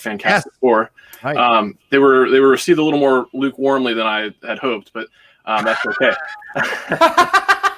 Welcome to the game, man. It's all right. But I have been thinking about the character of Doom quite a bit. Okay. And how they might introduce him into the MCU. Sorry, this isn't an animation question. I don't hold a candle to Mr. Shannon, but maybe I can be an understudy geek buddy here. I haven't done any long-running stints on Rent or anything like that. But listen. Ed Brubaker had this series in the early 2000s called Book of Doom, where basically they did it from a documentary style standpoint. And I was thinking, with Tiger King kind of taking the culture by storm, and it was this mockumentary style documentary where he was the king and he had control of the narrative. Wouldn't it be kind of cool to adapt Brubaker's documentary where it could be like a Latverian documentary where you get introduced to Doom that way? He's such an egotistical character, and he very much is the hero of his own story. So I think that would be a really cool way to introduce him, and I'd be interested to hear what kind of ideas you guys would have to introduce the character. That's interesting. I do agree with you that telling a story that kind of capitalizes on Doom's narcissism, I think, is really interesting. I think the real question is, how does that tie into the rest of the MCU? The MCU doesn't have here's what I'll say, and I don't think they're going to do this, and maybe they will, but I think that given WandaVision and what we've seen of Loki and what we've seen of some of the other stuff, it seems like they're being riskier and doing different things in the TV space than they are in features. Like if Doom is introduced in a feature, I think doing anything like a reality TV show format or something like that would feel weird. But if they were going to launch Doom on Disney Plus, like here's this guy in Latveria that's doing something, and they were going to do it as a reality series on Disney Plus that was like, here's this guy that has like kind of taken over this country or done however they decided to bring him into things, that could be really interesting. I know we talked last week on Geek Buddies about the rumors that he might show up in Black Panther 2, which I think is really interesting as well. I'm excited about Doom in general because he's a heavy hitter in the MCU in a way that he's not Thanos, but he's more badass than Loki. He's between Thanos and Loki in a way that like is a really interesting space to hold in the MCU. But it would be really, really cool. At first I was like, oh, I don't know how reality would work. But if they did it on Disney Plus, I think that could be pretty interesting. Yeah. Well, I like that idea. Go ahead, Justin. I do think Disney Plus is the way to go because you mentioned how they're kind of pushing the envelope there. We're finally getting back into the MCU with WandaVision. And there have already been so many theories that Mephisto is going to be introduced there. We've already kind of discussed the problem of bringing Mephisto into the films with China being such a concern as far as the audience goes. But if we focus on Mephisto in the TV series, I mean, Doctor Doom is tied closely to Mephisto if you're familiar with his backstory at all. Right. It'll be. I mean, look, I think that Doom is not an if, he's a when. Mm-hmm. Like. We know Fantastic Four is coming. Like it's been announced that it's coming, and you're not going to tell the story of Reed and Sue and Johnny and Ben and not tell Victor. Like he's coming in some way, shape, and form. Yeah. And so it'll be interesting to see how they do it, and also interesting to see if they, I think there's an assumption that in a Fantastic Four movie, Doom has to be the villain. He was the villain in the first, in both Fantastic Four movies that came out. But when you look at what, But when you look at the way that they've handled like Spider-Man, we still haven't seen a Norman Osborn. So perhaps they're going to hold Doom in the wings. Perhaps they're going to bring him in somewhere else like Black Panther 2 or on Disney Plus that's not Fantastic Four related and let the Fantastic Four deal with fucking Mole Man or something. Mm-hmm. But it'll be interesting to see. But I think like Doom is definitely coming, and the reality show format could be an interesting way to do it. Yep. I like that idea as well. I mean, you've got to keep pushing what you can do with this stuff here. And certainly we saw in The Boys, that was a way to push that approach to superhero stuff. Now we're seeing these Disney Plus series coming out. What If is another way to push the boundaries of what you can be done. So why not do that with Doom as a kind of a mockumentary style or documentary style approach to it? That would be really fascinating to see, for sure. As long as you don't have a cheesy narrator the whole time, like a Michael Moore or something, if you had someone a little more, almost found footage type approach to it, that could be interesting as well. Yeah. That could be cool. All right, Jason, anything else? Just final thoughts here. Yeah. Shannon had suggested Matthew Rhys for Doom. I actually think I like him better for Reed Richards myself, but did you guys have any casting suggestions off the top of your head? I said Leonardo DiCaprio, as unlikely as it is for Leo to join the MCU. For Doom? Is that yeah, okay. I didn't have any for Doom. Like we had said, I'm a really big Emily Blunt Krasinski fan. Like I still think I know that everybody talks about it, but it's my favorite. I had said Kristen Bell and what's his face who plays Chidi as my backup. Oh yeah. I like them. I don't really know for Victor Von Doom. Like it has to be a person that has a certain level of import, and definitely it seems like with their villains, they're picking like some big fucking name. Like they're just like going for it. Jamie Lannister. What's his name in real life? Oh, yeah, Nicholas Coster-Waldau. Yeah. I mean, he is a handsome man. He is. And I think you need someone that has that level of attractiveness and that level of sort of like swagger. Maybe even more than him, but I don't know. I'm going to think about it. I'll get back to you on it. I like Dan Stevens. I thought about that the other day as I was finishing up the last hour of Song of Fire and Ice, whatever that was, the Eurovision movie. I finally finished it, and I was thinking to myself, like, this is a funny movie, and he's doing a funny accent, but he's pretty, and he could be an interesting Doom that immediately would grab people's attention. That's not a bad idea. I actually kind of think that's interesting. Yeah, I hate to be long-winded here, but I can't not mention it. You bring up Dan Stevens, he was on Legion, which Noah Hawley did, and there was a period of time where Noah Hawley was going to be attached to a standalone Doom project. So I think that's perfect. Certainly possible. I like that idea. And Chris Taylor said, "How about this twist? Bring in Dr. Doom, but it's a female." Victoria Von Doom. Victoria, or the daughter of Doom, or what? In some way, maybe where Victor is still a part of it, but it's the daughter doing it. I don't know. Yeah. Well, now I just want it to be Sigourney Weaver. That's not bad. That's not bad. I like that. I would shit my pants. Oh my God, that's amazing. Now that's all I want. I love it. Thanks, Jay Scotty. Good to see you, man. You too. Thanks, guys. Take care. All right, let's get to some more of these real quick. Mike, we're bringing some people in live. How much time do you have, brother man? Can we keep I'm good. I'm good. Yeah, for sure. All right, let me see. I want to make sure. Malcolm, John has said that he has an arsenal of friends, give or take 5,000 of them. Yeah, it's very funny. Now finding out that you are the ringleader, are these individuals actually Michael's friends that John has falsely claimed for all these years? I love you guys. Michael, would you care to clarify that? I would say it's pretty equal. The good thing about our group of friends is I would say that about we graduated from college, and I would say that about 10 of us came out here together. Yes. Roughly, give or take. And I moved out here with two of our friends. He's mentioned Sarah. I mentioned Mike Ross before. I came out here with them. We got an apartment in Hollywood. And over the first month, we just had a series of guys and girls crashing on our couches. They found apartments, and John was one of them. Yeah. But we all came out together, and we were all friends. And then from that point forward, we as a group, the great thing about coming to LA with your group of friends is, as anybody who's moved to LA will tell you, there is a level of shallowness. There is a level of flakiness. It's hard to find your group, find your people. We were really fortunate in that we came out here with our people intact. Yeah. So we rolled around as a crew. And so as we found people, Steve Morris, the Johnny Cinephiles host, and his wife Karen, we met them very early on in their whole friend group. And we all sort of collided and really hit it off. So from that point forward, I'm not going to claim that I was anyone's friend before Johnny was, because we met them all at the same time. Yeah. And our friend group has just kept growing since then. We keep drawing people in. More people come in.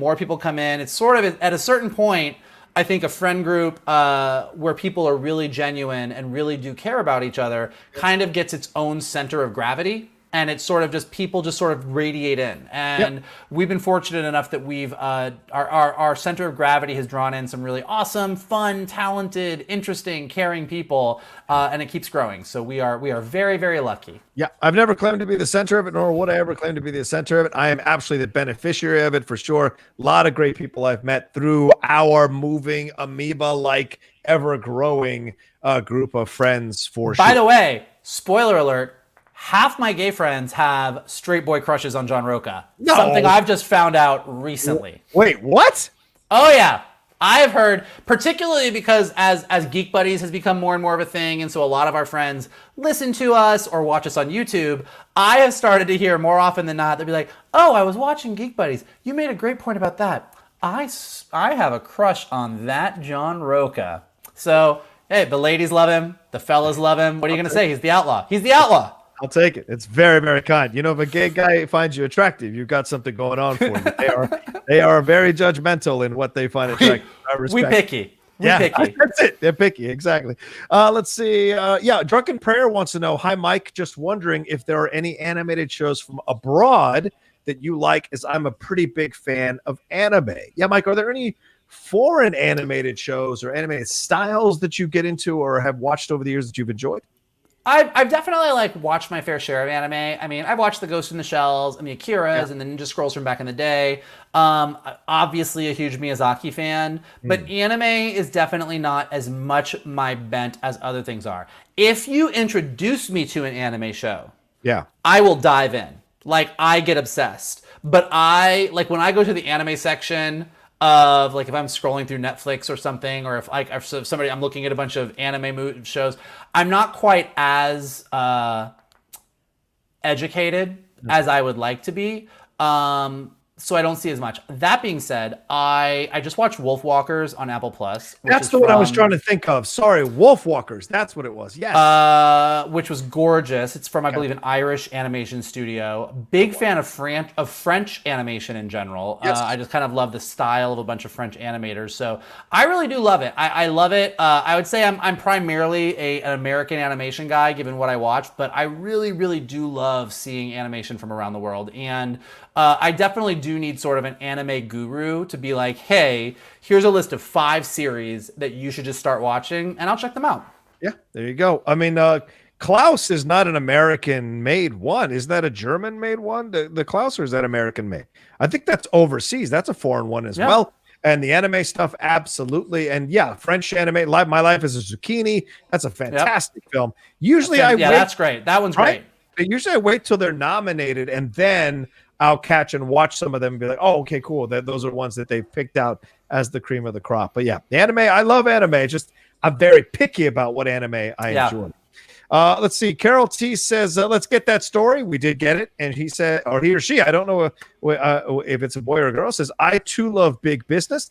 The fact that I got a VHS copy of For the Boys as a birthday gift when I was 15 should tell you my love for Bette Midler. Well, there you go. Bette's my girl. I think Bette made me gay. I'm not going to lie. Well, I was probably gay before that, but she solidified the gay. Fair enough. Justin Toner sent in a super chat, and they do count. I was just busting balls, ladies and gentlemen. Justin Toner says, hello, John and Michael. Wanted to help push the total over 200 to hear the stories. Well, you just did. I really enjoyed the Geek Buddies review of WandaVision's first 2 episodes. Keep up the great work. Oh, thank you. Yeah, I love doing them. I'm actually really happy. Johnny and I were talking about this earlier, that our review shows are doing as well as they were. Doing the Mandalorian reviews week to week was great. The WandaVisions are kind of even more fun because with Mandalorian, we're sort of breaking down like just Star Wars nerdery. With WandaVision, it feels like we are dismantling a complex machine to talk about all the levels that are going on. And just because there's sort of this bigger mystery at the center of WandaVision, I feel like it's going to be really fun to kind of dive into each episode week to week. Yeah, and Emma Fife was absolutely great on it. She'll be on the subsequent reviews with us, so we can't thank her enough. And that review is almost at 9,000 views, so thank you very much. Mike Buxo donated. Thank you, Mike. Very kind. He said, tell the story, please. Well, we did. We hope you enjoyed it, Mike. Vincent Zawada said, hey, Mike, big fan of both of you. What do you think of Ben 10? Ben 10, Alien Force, Ultimate Alien, and Omniverse. And of course, I have to give a shout out to my brother Yuri Lowenthal, who is the voice of Ben 10. What is your feeling about those, man? I haven't watched all the Ben 10s, but I'm a big fan of Ben 10 in general. I grew up watching the original. And to my point earlier about Toyatic, when you work at a toy company, all you hear about is Ben 10. All you hear about is, what is your when you pitch a show, you're like, this is great. What is your Omnitrix? Can we get an Omnitrix? We really need an Omnitrix. But I think Ben 10, Ben 10 was like the alien sci-fi version of DC's Dial H for Hero. And I think it was such a brilliant idea. And, it was sort of like Star Wars is great because you have all of these different aliens. Yeah. But Ben 10 is great because you have a main character and he gets to be all the aliens. And the wish fulfillment in that is great. The designs in the show were amazing. Yeah. Like Ben 10 is just a great concept. I'm actually really surprised. I know that I think Cartoon Network did like a live action Ben 10 on Cartoon Network at one point, like a live action movie. But I'm really surprised that we actually haven't seen a big budget live action Ben 10 movie by this point. Like, to me, that is, at this point, given the fan base that's there, the age of the fans, and the fact that it's just a great fucking story, I am shocked that we don't have a mega big budget live action movie franchise of Ben 10 at this point. I think that's 1,000% should be happening for sure. Louis Hufan says, I'm saying right there, Lou. Mike, what's your dream project? Do you want to do live action? And John, which of the Geek Buddies are your favorite? How dare you? We know it's me. What's your dream? Do you have a dream project, brother? Do you want to do live action? Yeah, that's something I rarely talk to you about. Is there something you want to do live action? Well, so like I said earlier, like doing a Superman project is something that I would absolutely love to do. Yeah. And I have some original ideas that I'm currently developing and pitching that I think would be really great. And like we were talking about earlier, the opportunity to tell your own original story is a dream in and of itself. I would like to do live action. I think that I like the Dave Filoni route. I don't have a desire. I love animation. And I've done animation for so long, and I love the medium. I love the production process. I love sitting down with directors and designers and sketching characters and storyboarding and looking at an animatic and getting animation in from overseas. Or like when we were doing Transformers Prime, I loved flying to Japan and sitting in the studio with the Japanese animators and looking at them animate Starscream for the first time. Like just, I love everything about the process. Yeah. But I actually like... watching how Filoni was able to take the animated story he was telling in Clone Wars and bring that into live action. Like, I look at things like Mandalorian. I look at where Star Wars is going. I look at the MCU. And like I'm not there yet. I'm not going into those rooms. I don't have the people working for me that are getting to knock on those doors for me. But I would love the opportunity to write a Fantastic Four, a Spider-Man movie, a Star Wars movie. Like, that would be like a dream come true. It would stress me the fuck out. I'd probably have a panic attack. But I would love that one day. I'd love the opportunity to do a live action Superman movie. But like, as I was saying earlier, about knowing where you are in the industry and knowing that like you might have your primal, but you've got to pitch something else first because you're not going to get in the room and get your primal. Like you have to be Gendy to get your primal. I know that for me, where I'm at right now, I'm not going into the room to pitch a Star Wars live action movie. I'm not at the point where I'm going to pitch a Star Wars animated movie yet. I think I'm closer to that, or an animated series. Like I think I'm getting to the point where I can go into the room and be like, here's what I would do with Star Wars animated. Here's what I would do for the next Star Wars animated movie. And if I can do that and get into that door, like I said with that Neil Gaiman story at the beginning about is that a road that's going to get you closer to the mountain? Maybe that gets me closer to a live action one day. We'll see. It's going to be a wild ride for the next 20 years. I hope to be around for it. Doug Developer says, hi, John. Do you have any advice on overcoming jealousy of other people's success? For me, it's Tom Brady. He's good looking with a beautiful wife, considered the GOAT. And if he wins, I fear I'll hate myself even more. Please don't laugh. Thank you so much. Okay, I'm sorry I laughed, Doug, but why are you jealous of Tom Brady? I mean, Tom Brady, are you an NFL quarterback? Because if you're not an NFL quarterback, you shouldn't be jealous of Tom Brady. That's got nothing to do with you. What he's achieved, though, and here's the way you break the jealousy thing. If it's someone that's been handed something, there's nothing you can do about that, and it's like you're just mad about it if you want to be mad about it. It's got nothing to do with you, but if you want to be mad about it, feel free. What I've learned is if you see someone achieving and you're jealous of them, look at what they're doing to achieve what they've achieved. Nobody works harder than Tom Brady to achieve the success he's achieved. He adjusts his workout regimen. He adjusts what he eats.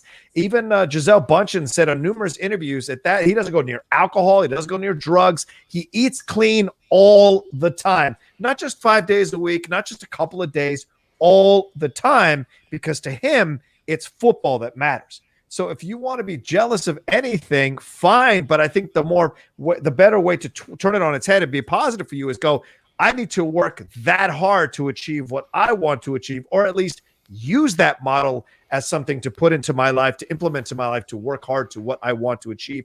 And maybe I'll achieve comparable success in the field I choose to go in if I follow that path as well. Doesn't mean it's going to happen, but it's a possibility for you. Michael, am I wrong on anything here? I don't know. Everyone in the chat is realizing that as soon as you started talking about sports, I zoned out.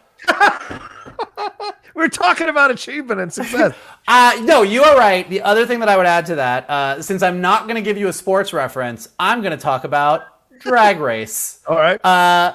One of my favorite things about RuPaul's Drag Race, if you don't watch it, is that what's great about the people that win Drag Race is they only win it on their own terms. Yes. And I think that being jealous of other people is a waste of time, because to try and be successful in the way that they are is going to lead you to failure. Yep. Steven Spielberg is not going to succeed by being Francis Ford Coppola. Kevin Feige is not going to succeed by being like Bob Iger. And Taika Waititi is not going to succeed by being like Jon Favreau. None of them are remotely the same. The skills they have are different. The way that they do what they do is different. So when you look at it, and by the way, I say this as someone who, when you're working in an industry where you're also working with your friends, when you have a bunch of friends who are all animation writers and you're all working together, and sometimes you work on the same project and sometimes you're working on different projects, jealousy is bound to happen at different times. Yeah. There's going to be a day where one of my friends has an awesome gig and I don't, and there's going to be times when I have an awesome gig and they don't, and it's really easy to get jealous. And the thing that I always come back to is that nobody else is going to be a better Mike Vogel than me. That's true. And when I try and go be a better John Rocha than John Rocha, there is no way that I'm going to be an outlaw the way that this guy is the outlaw. But he is definitely never going to be a better Mike Vogel than me. And I think that being 100% you and 100% authentically you and trusting that that's the way that you're going to succeed is, to me, the best way to overcome jealousy. Yeah. Yeah, I think that's a great point you make. And thank you, Douglas, for asking that question. And we hope you've taken that advice and it helps you in what you're going through, my man. The Schmoutlaw 70 donated some more. Jesus, thank you so much. He says, great story, Mike. There should be a segment where Rocha tells a story and then Vogel retells it, the actual truth of the story. Thank you. Thank you for many hours of entertainment. That would be a good story. That would be a good that would be a good segment, I think. Yeah, I agree. Philly G says, Philly Dash G says, just donating because you guys are awesome. Goonies never say die. Okay. Goonies never say die. It's our time down here. Up there, it's their time. That all changes once you go up Troy's bucket. Oof. There it is. You know what I say? They did say die, or else there would have been a sequel. Chris Taylor says, how about, oh, we already asked that one. Tushka Productions says, at what point does a friends group turn into a mob? I can only pray for the safety of those theater workers getting bombarded by John and Michael's movie mob. Looking forward to re-listening to this show on my drive in the morning. Much love to my good fellas. Well, listen, our movie mobs are legendary. It's huge. Even people in Hollywood are like, how many people did you go to that movie with? And it is a nice thing. For me, as a very extroverted person, it's nice when you go see a movie with 100 people and you actually know all 100 of those people. That's true. Very, very true. It's kind of mind blowing when you sit like those pictures I've posted, those pictures you've seen. If you follow Michael or if you follow some of our other friends, those are legitimate pictures, and we know just about everybody in those pictures, and have known them for quite a bit when we take those pictures. So it's definitely a joy and something I miss now, Mike. I mean, it's been a while. Can't wait. Yeah. Maybe Black Widow will finally get back to it. Maybe. I will say what is really funny is those pictures we post are from before the movie starts, right? So everyone's excited. We got a couple drinks at the movie bar. We do a big photo. Everyone goes into the movie. Now, when the movie is over, if there's 100 people in that photo, 75 of them go home immediately. True. Very true. 25 sort of mill about and talk about the movie. And then of those 25, about 17 or so then kind of mosey out. And then there's a core group, and that's usually me, Rocha, Shannon Kalinowski, and like 6 or 7 others that kind of then get 2 more drinks and sit there and really break down the movie for like another 45 minutes. And usually my brother is nearby being like, can we please go the fuck home?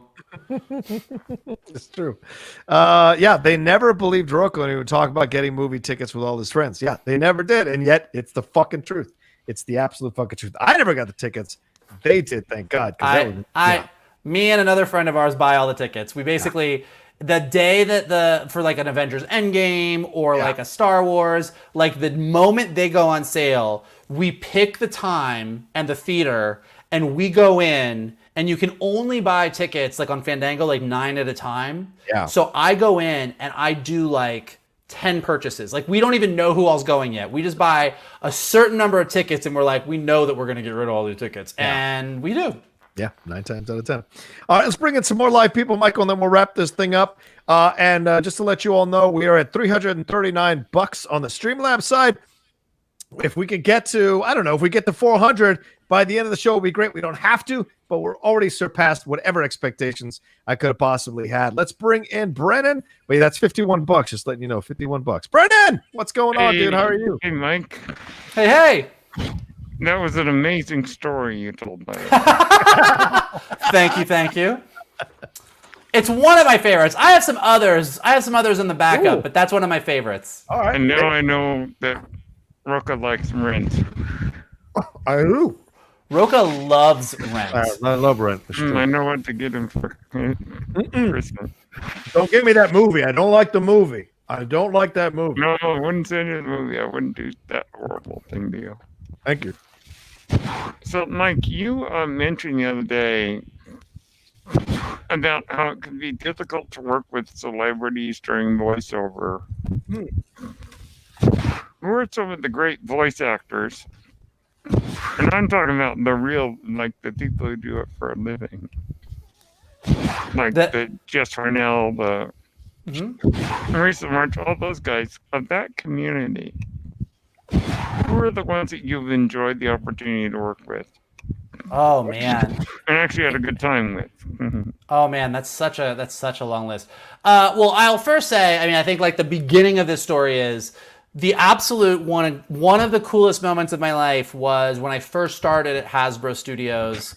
Well, I'll back it up. I was working at Hasbro Studios as an executive, and we were just getting started with Transformers Prime. And we, one of my first things I had to do as an executive was get on the phone with Peter Cullen and his agent so that they could make sure, that we were treating Optimus correctly, because he didn't want to do the show unless we really were like, this is what we're doing. So I had a conversation with them, which was lovely, and he was super lovely about it, and he cares very deeply about Optimus Prime. But then when we did the very first Transformers record, we had Peter Cullen and Frank Welker in the booth together, and Frank Welker was, of course, Megatron. And Peter Cullen is so lovely because when you meet him in real life, he's like, "Oh, hello, I'm Peter Cullen, and it's nice to meet you," and whatever. And he's super lovely and super nice. And then all of a sudden, he goes into the booth, and the voice director was like, "All right, and take one." And he's like, "Autobots, listen to me." And you're like, "Holy fuck, it's my childhood!" Like, and he. So I think that any story that I have about voice acting and working with voiceover artists, the fact that like I worked with Peter Cullen and was friends with Peter Cullen and like got to just like Optimus Prime out with him was one of my favorite things. Tara Strong as Twilight Sparkle, also known as Harley Quinn, and all of the other voices that she's done is a fucking rock star. But you know, I mean, I worked with John DiMaggio and Phil Lamar and Josh Keaton and just so many amazing ones. Like I know that I think voice actors are amazing. I think that they can push the limits so far on what they do in such an amazing way. And then on the celebrity side, I do just want to give props to, you know, sometimes celebrities come in and they can phone it in. If they're not voiceover people, they kind of come in and they just do their own thing and they get out. And I will say, and I've said this other times, working with Emily Blunt on the My Little Pony movie when she did the voice of Tempest Shadow, our villain, she is a badass in the voiceover booth. Argued with our director about the way that we were handling the character, had read the entire script, came in with questions, was just like amazing when she did it. And so one of, even though I to your point, and I'm glad that you made the distinction, there are the people that are known for voiceover and they should get all the props because they work their asses off. But sometimes when a big name comes in and really knocks it out of the park and really impresses you, I think it's worth mentioning too. And Emily Blunt was a rock star. That's awesome. And I've got to ask, have you gotten to work with John Delancey? So oddly, even though I've written for John Delancey, as he's the voice of Discord on My Little Pony. So I've written a ton of scripts that he's voiced, but I've never been in a voice record with him, and I've never gotten the opportunity to actually chat with him, which I'm super bummed about because I'm a nerd and would love to chat with Q. Absolutely, yeah. Cool. Anything else, Brennan? Are you good? No, have you gotten to work with Mark Hamill? I did not. He actually did do a voice on Rescue Bots, and I did not get to go to the record. I think I was maybe in Rhode Island at meetings at Hasbro Corporate when he did it. So I'm super bummed because I've covered shows where he was a voice, but I actually have never gotten the opportunity to meet him, which I'm bummed about because I really feel like I need more Skywalker in my life. Absolutely. All right, cool. And thank you so much. All right, talk to you soon. Take care, brother, man. Thank you. All right, let's bring in Calvin. Calvin, are you ready, man? Don't burn down the show. Are you ready at all? Are you ready? All right, here we go. I think so. What's up, man? What's up? Hey, yeah, man. Vocal, I actually have a question for you. Okay. I have a question for you, Mike. I've been enjoying this whole conversation, by the way, about animation and everything like that. That's been great. But no, as where did you grow up, Mike? Did you come out, or did you come out when you came to LA, or did you come out where you grew up at? What's going on there? So I grew up in Gainesville, Florida, which is kind of like 2 hours north of Orlando. It's where Florida starts to turn into southern Georgia. Yeah. Gainesville is the University of Florida is there, so there's a college, so it sort of is, it's like a little bit of a liberal bubble, but if you get outside of that liberal bubble, there's a lot of pickup trucks and belt buckles and cow fields. And so that's where I grew up. I actually loved it. Just like LA. As soon as you get out of LA or California, it's a bunch of belt buckles and cows and shit. Go ahead, yeah. But I loved growing up. I did love growing up in Gainesville. Belt buckles and cows. Anyway, that's all there was. I knew I was gay. I knew I was gay at a really early age. I think I probably knew I was gay like 5th grade. And I think in high school, my sophomore year of high school is where I told like 4 people that I was gay. And I always compare it to, do you remember, if you were a big fan of He-Man and the Masters of the Universe growing up, the opening of He-Man, he was always like, only a few others share my secret. The Sorceress, Man-at-Arms, and Orko. And like, to me, that's what high school was like. Like, there was like a few people that shared my secret, and I wasn't telling anybody else. And even once I got to college in Florida State, up in Tallahassee, even though I was in a theater school where being gay was like, should have been totally fine, I still wasn't super comfortable saying it. So I told a couple people, but it really wasn't until I went to London my junior year, when I told John, that was when I actually made the turning point where I started telling a lot of people. And I think that semester in London, so my junior year of college, was where it went from being like my secret identity, where I told a couple people, to me being more open about it. And then my family found out my senior year of college. And from that point on, once your family knows, you're like, well, shit, all bets are off. And so by the time I came out to LA, I was pretty much totally out of the closet. But as any of my LA friends will tell you, Florida Michael was less gay than LA Michael. Oh, yeah. I've definitely become much gayer since I came out here and lived in West Hollywood. LA Michael has definitely flourished here. So you became more comfortable in your sexuality. I saw a meme once that really like hit home with me. I think I actually posted it on Facebook or something, but it said something like, most gay guys, or gay people, most people in the LGBTQ community live the first half of their life pretending to be somebody else and spend the second half of their life getting rid of all that stuff to figure out who they really are. Yeah. Why would you do that? I mean, why would you hide everything? I mean, I understand why you would hide everything, because people were going to judge you and all that bullshit, or hurt you. But why would you hide it? Well, I think it's all the typical things that, like, when you look at any kind of gay person, look, I was made fun of for being bad at sports.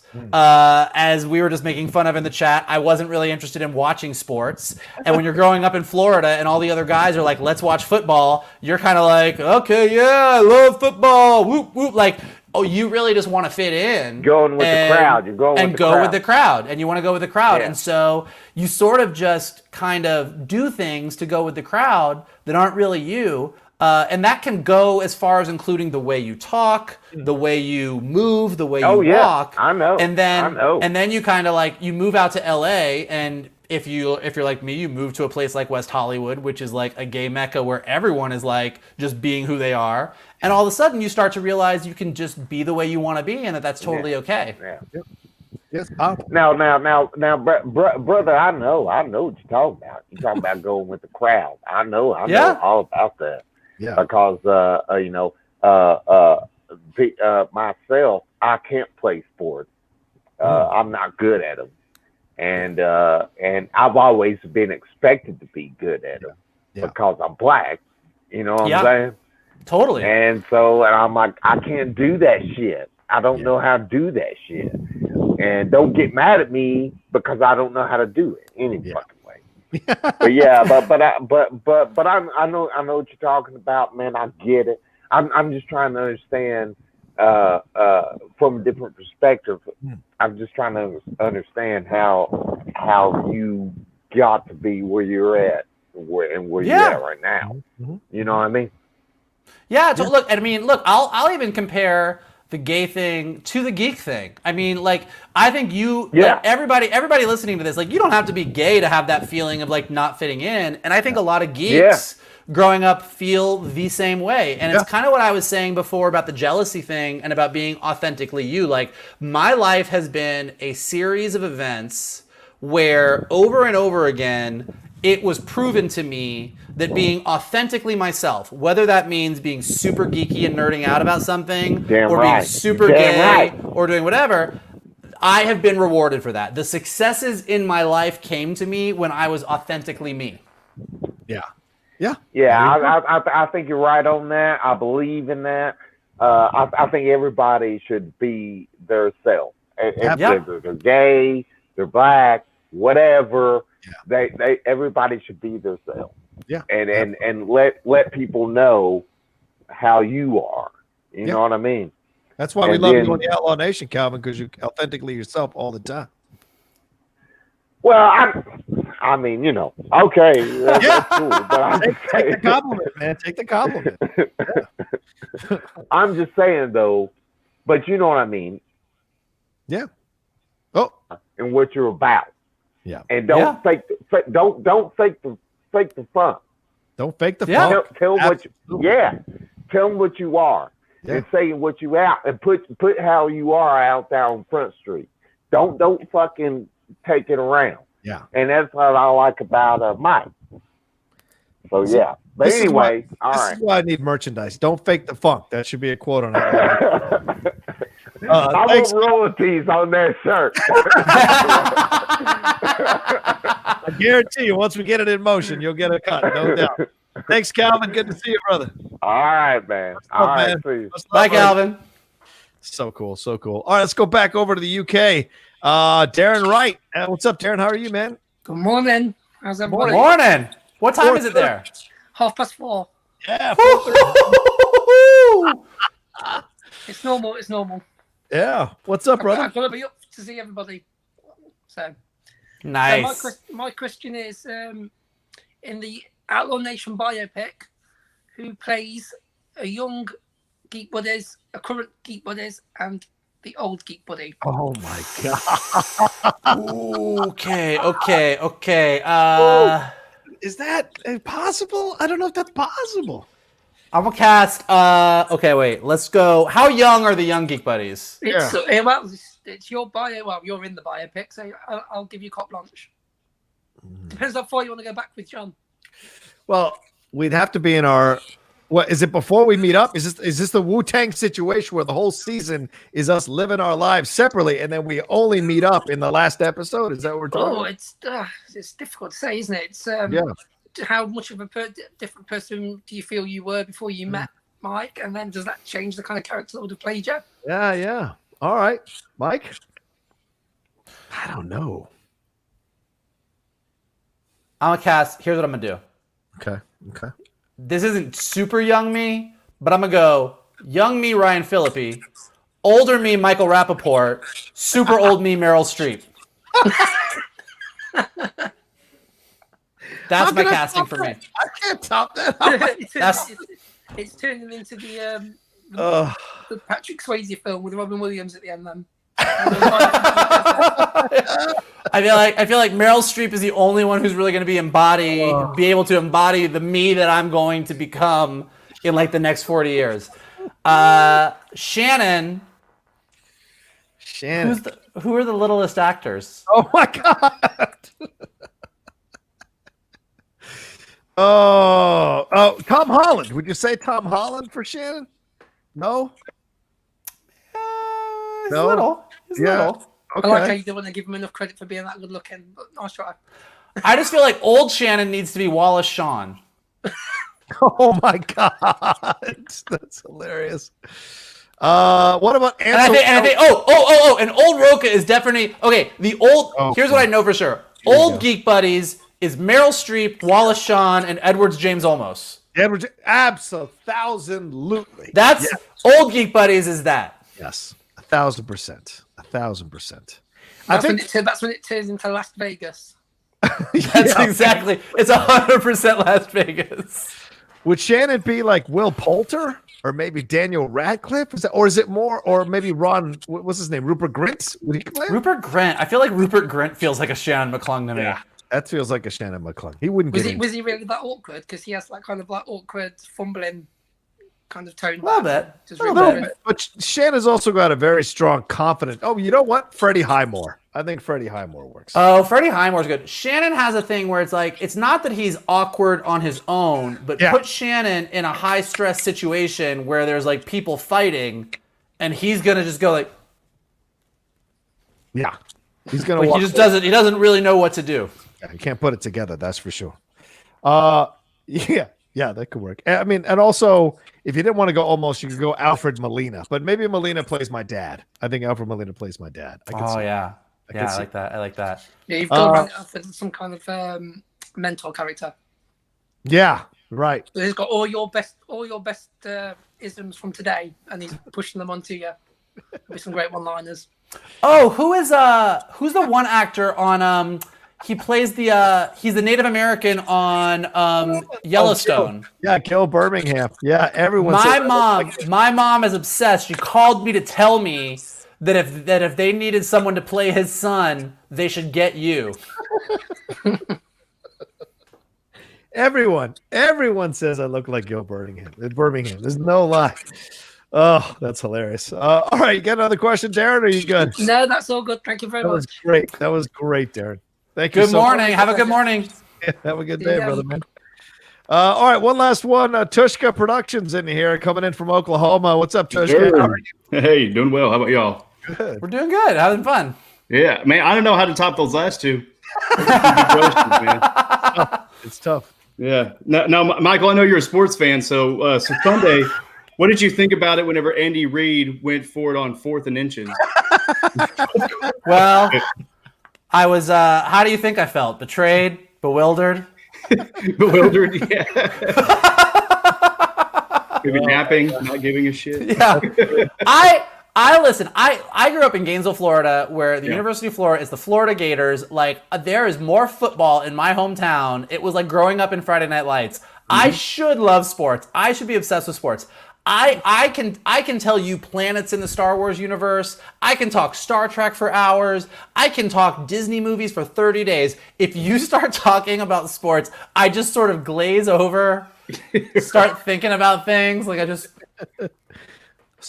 don't. Yep. The room spins. You see. Yep. Hello, Darkness, my old friend starts playing. Exactly. I'm like Ben Affleck in that BVS interview. Like I'm just like. Just single tear. I guess to follow up from the Streamlab. So you guys, got the movie Mob. Of course, 2020, 2021 is gonna be a completely different picture for it. Down here, there's really not a whole lot of people go to the theater, period, because our theater is literally a 10 barn with the freaking projector. Wow. But with as many, I don't know. I had the thought whenever things kind of clear up to actually just rent the room. Like instead of worrying about buying tickets, just rent the room as a company and then just invite a bunch of people. So yeah, for you guys, whenever we get back to some things, because the movie industry is going to be completely different as far as theaters. What do you think the future of the movie theater looks like? And then how does that kind of correlate with Movie Mob and what your future looks like as a group. Mikey? I think, I did rent out a theater for Tenet. Me and 5 friends. We rented out. It was super cheap down in Huntington Beach. It was like $200 or something, and we rented an entire giant theater for the 6 of us to watch Tenet. So that was interesting, and I do think it'll be interesting to see if theaters continue to do that. As I was saying at the beginning of the night about politics, I tend to be a more optimistic person. I think that once people feel safe, I think people are, I don't know how it is in other places where things are more open, but at least here in LA, like, people are starved to go out and be around other people. They're scared of it too. Like, I talked to a friend the other day that was like, when the bars open back up, even when we're all vaccinated, I think I'm going to be super scared to go into a bar. Like, I think that even once it's safe, we've lived so long now avoiding giant crowds that the first time any of us are in a big crowd is going to feel weird. That being said, I think, like Johnny was saying, I think people miss communal events. And I think the one thing, no matter how nice your home stereo system is, no matter how big your TV is, no matter how high the resolution is, there is a thing that happens in communal events. We talked about it on Geek Buddies, but there's something about watching the end of Endgame when Sam says "on your left," and everybody shows up out of those portals in a theater, and you hear the gasps and people are feeling it, that you just can't get at home. And so I think that movies will change. I think that we're never going to go back to the way things are. I think the window between movie releases and things going on streaming is going to get smaller. I think that movies are going to have to work harder to get people in there. I think you're going to have more boutique movie theaters open up. I think movies are going to offer different things than they did before. But I think people are still going to go to the movies because I think people like to be doing, whether it be movies or concerts or other things, I think people like doing things together. They like going out for the night and having an event to go to. Absolutely. 1,000%. We need it. We're by nature, most human beings, not all, because there are obviously introverts who don't like to be out in large social gatherings, but most everyone feels the need to connect. It's instinctive within our species, within our makeup, our genetic makeup, this desire to connect, so to remove that for so long, it's why I think people have been getting crazier and crazier, because we're more and more separated, for sure. And people want that community. We can still go to get food or go to a mall or go to a store, but we can't go to those communal events like a concert or a club or a movie theater to kind of get that part of us satisfied. So I think eventually, once it breaks and we feel comfortable, and I don't want to get too political, but I do feel for a majority of people, having this administration in place will alleviate some of the fears that we might fear about going into public spaces once this vaccine becomes more available for more people. I think we'll trust that people will be more willing to take this vaccine, and it'll be safer to go into these places. That being said, though, I may never stop wearing a mask for the rest of my life out in public, and gladly wear a mask, because I haven't gotten sick once in 12 months or however long we've been in this lockdown. Yeah, 12 months, because I've been wearing the mask going places. I haven't been around a lot of people, and wearing the mask, if that keeps me sick, and I'm used to being sick 3 or 4 times a year. If that shit keeps me from being sick, I will gladly wear a mask for the rest of my life. Still hang out with people. Will you do the Bane voice when you do it? What time does the movie start? I can't even do it. I sounded like the Count from Sesame Street. I'm not doing it anymore. It was bad. 2 tickets. You like strawberries? All right. Thanks, Tushka. Good to see you. Appreciate y'all. Much love, brother. Much love. All right, we have 2 last Streamlabs, Mikey, and then we'll get out of here. Doug Developer says, thank you so much, John and Michael, for your advice. Michael, growing up, were you offended when kids would say, quote, "that's so gay" as a negative? Growing up in the 90s and the 2000s, unfortunately, we all used that term. I think that term has died down recently. Yeah, Michael, were you offended by that? Yes. But here's what I'll say about being offended, where I differ. And look, I certainly am not speaking for the entire LGBTQ community when I say these things. I'm speaking for me. My level of offended is more, I'm going to point out when I think something's offensive, but I'm not going to hate you for it. I grew up with a lot of friends. One of my very, very best friends who I grew up with in Gainesville was homophobic, racist, bigoted, sexist, all the things. Yeah. And even before I was out of the closet, I would be like, that's homophobic. And so I think that I try and point out when things are problematic, point out when things are upsetting, point out when things offend me in a way that hopefully allows those people to not get super upset and be embarrassed and retreat, but encourages those people to think about what they said and try a different tactic. And so there's definitely been people in my life, even to be clear and honest, out here in LA, living in West Hollywood, there's people who have said things where I'm like, yeah, you know, that thing you say, that kind of bothers me as a gay guy. Like, oh, well, I didn't mean to be offensive. I'm like, look, I'm not mad at you. I'm just saying you should think about it from this perspective. So, yeah, when I was a kid and somebody would be like, that's gay, you like, even like, I said this to my parents once because they didn't really realize it and they didn't think about this. But like, when I grew up in high school, if a teacher had said, oh, this black kid, blah, blah, blah, blah, blah, like that would have been horrible, rightly so. But there were so many teachers that in a class full of kids would be like, oh, well, you know, so-and-so, they're a little... Right. And just say like something like that. And like when you're a gay kid in the closet sitting there, you're like, well, okay, I'm clearly never telling anybody that I'm gay now. Right. That noted there. So yeah, I think it's interesting. But like I said, I try and be somebody that like, if you're hanging out with me and you say something that offends me, I will probably tell you in the absolutely nicest way possible and then make a joke about it so that you don't feel too bad and hopefully encourage you not to say it again. Yeah, there you go. Fair point. All right, Christine Tony says, hey guys, a question for the both of you. Since Mike mentioned Drag Race, who are some of your favorite queens? Off the top of my head, my faves are Bob, Jada, and Katya. I am so excited for the Australian series. Great show today. Thank you, Christine. Yeah, Mike, do you have some favorite queens from RuPaul's Drag Race? Oh my God, Bob's great. I love Shangela, Ben de la Creme, Bianca Del Rio. I'm definitely a comedy queen kind of guy. Sasha Velour. I have a lot of queens I like. I love Monique Hart because she had the worst lip sync ever on her season when she got voted off, and I still think it's the most epic lip sync of all time. And I'm obviously a big fan of Drag Race. I haven't quite figured out with this new season who my queens are that I'm really rooting for. So I'm still figuring that out. I always forget that in the first 4 or 5 weeks of Drag Race, you're kind of like, you don't know the queens yet. And then at about week 5 or so, you're like, this is who I'm rooting for. So I still don't know this season, but I'm definitely a comedy queen. And Manila Luzon. I have a mad crush on Manila. Like I would marry Manila. There is a future where Mike and I do a drag show together. There is a future somewhere in the world, in the future. I would absolutely do drag. My girlfriend has turned me into a massive fan of RuPaul's Drag Race. She loves the UK one. She loves anything she can get her hands on. And we even watch the reality show. So I'll say this. This is my favorite one is Alyssa Edwards. He is my favorite queen.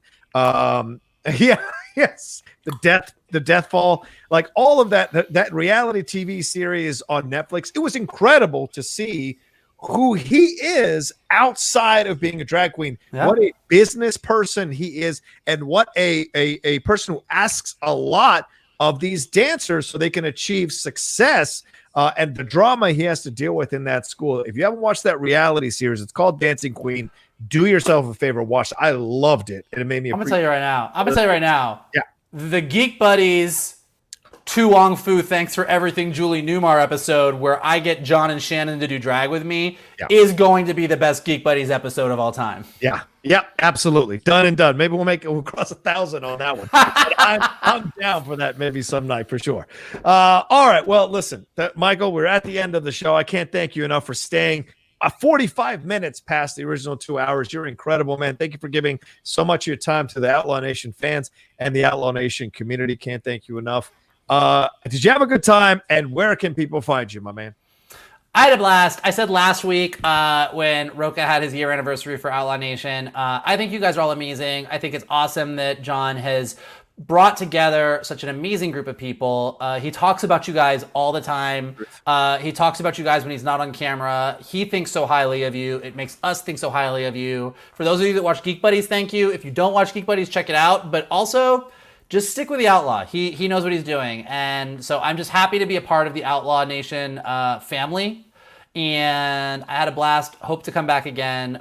This was amazing, and you guys were all awesome. And of course, I love hanging out with this guy. Yeah, ditto. And please follow him at MKTune on Instagram and Twitter for everything he's got going on, all the future success he's going to experience. You guys will get to experience through his comments there. And yes, he loves to talk movies. He will interact with the fans. So please go and follow him there. And one more thing I think I need to share here real quick. If I can share my screen. Let me see here. Is it this one? No, it's maybe this one. Well, ladies and gentlemen, we did it. 15,000 subscribers. Thank you so much. We officially crossed the 15,000 subscriber mark right there. So it is. Boom. We are over 15,000 subscribers on the Outlaw Nation. Can't thank you all enough. Thank you for getting it, and to be able to share it with my friend of many years and time together and many geek stuff. Is certainly a joy and a special pleasure as well. All right, Mikey, thanks so much. I'm going to let you go, my man. Go on with your night. Thanks for taking the time tonight, and we'll talk to you when we do Geek Buddies tomorrow. Sounds good. I'll see you tomorrow. Much love, man. Much love. All right, there was Michael Vogel, ladies and gentlemen, hanging out with us tonight for 2 hours and 45 minutes. Very kind of him to take the time. Can't thank him enough. Don't forget tomorrow, the Geek Buddies show. If you want to have more interactions with me and Michael and Shannon, the Geek Buddies show is tomorrow. We'll be dropping that sometime around 1 or 2 or 3 in the afternoon tomorrow. And we'll be talking about a bunch of geek stuff for sure. And also in the morning, don't forget, like I said, 8:30 a.m. in the morning. For those of you who might have missed it, we are going to go live with Impolite Truths, Dorina Arellano and I, and some guests will join us as we watch the inauguration and react to it as it's happening in real time. So I'll be putting that link up a little bit later on tonight and tweeting it out and putting it up on social media as well for anybody who wants to get involved and watch it with us live. All right. And also I clipped out about a 10-minute conversation between Laura Kelly and I from the Jedi Way, the recent Jedi Way episode. We talked about Han Solo's emotional journey, his journey through maturity or immaturity from Return of the Jedi to The Force Awakens, and if maybe Han Solo wasn't ready to be a father and a husband when he became a father and a husband, and maybe that led to some issues with his marriage, led to some issues with Leia, and led to some issues with Ben, and eventually led to some issues with Luke as well down the road. So we just kind of explored those possibilities given the scant pieces of media that are canon that we have describing what Han Solo's journey during that time. So watch that as well. It's quick 10 minutes. Give it some love. It's only got 400 views. Would love to get it to 1,000. So share it, like it, love it, all of that there. All right, that's it from us here on the Outlaw Nation show. Thank you so much again for joining us tonight. Please remember to subscribe to the channel. I know we crossed 15,000. Now we start marching towards 20,000. So please subscribe if you haven't. Remember to like this video and to share this video on your social media, and also to follow me at The Rocha Says on Twitter and on Instagram. All right, that's it. Much love to all of you. Thank you so much, and give Mikey some love for sure. Tweet at him tomorrow how much you loved the show and how much you loved him being on there. All right, talk to you soon. Take care of yourselves, and like I say at the end of every show, whatever you need to do to get through the next second, next minute, next hour, next day, next week, next month, next year, I want you to do it. We got through 2020. Yeah, 2021 started a little bumpy for sure, but we're still standing. You're still standing. We're still standing. So I want you here in January of 2022 as well. So whatever you need to do, if it's watching this show, watching our content, watching other content, reaching out to me on deal, whatever it is you need to do, do it. So we can have you here hanging out with us for another year. I love you. We all love you here in the community, the Outlaw Nation community, and we want you to be with us. All right? Practice social distancing, wear your mask, and take care of yourselves. And we'll talk to you next time on another brand new live episode of the Outlaw Nation show. And next week, my guest will be Jason Inman. Jason Inman will be joining me next week to talk about his latest comic book, his latest Kickstarter, and give some of you advice about what to do or how to start your own Kickstarter campaign and be successful. He's run 4 of them to success. So he is going to talk about that next week and hang out with us, and we're going to catch up. It's going to be a lot of fun. All right. Much love to you. Talk to you next time. Take care.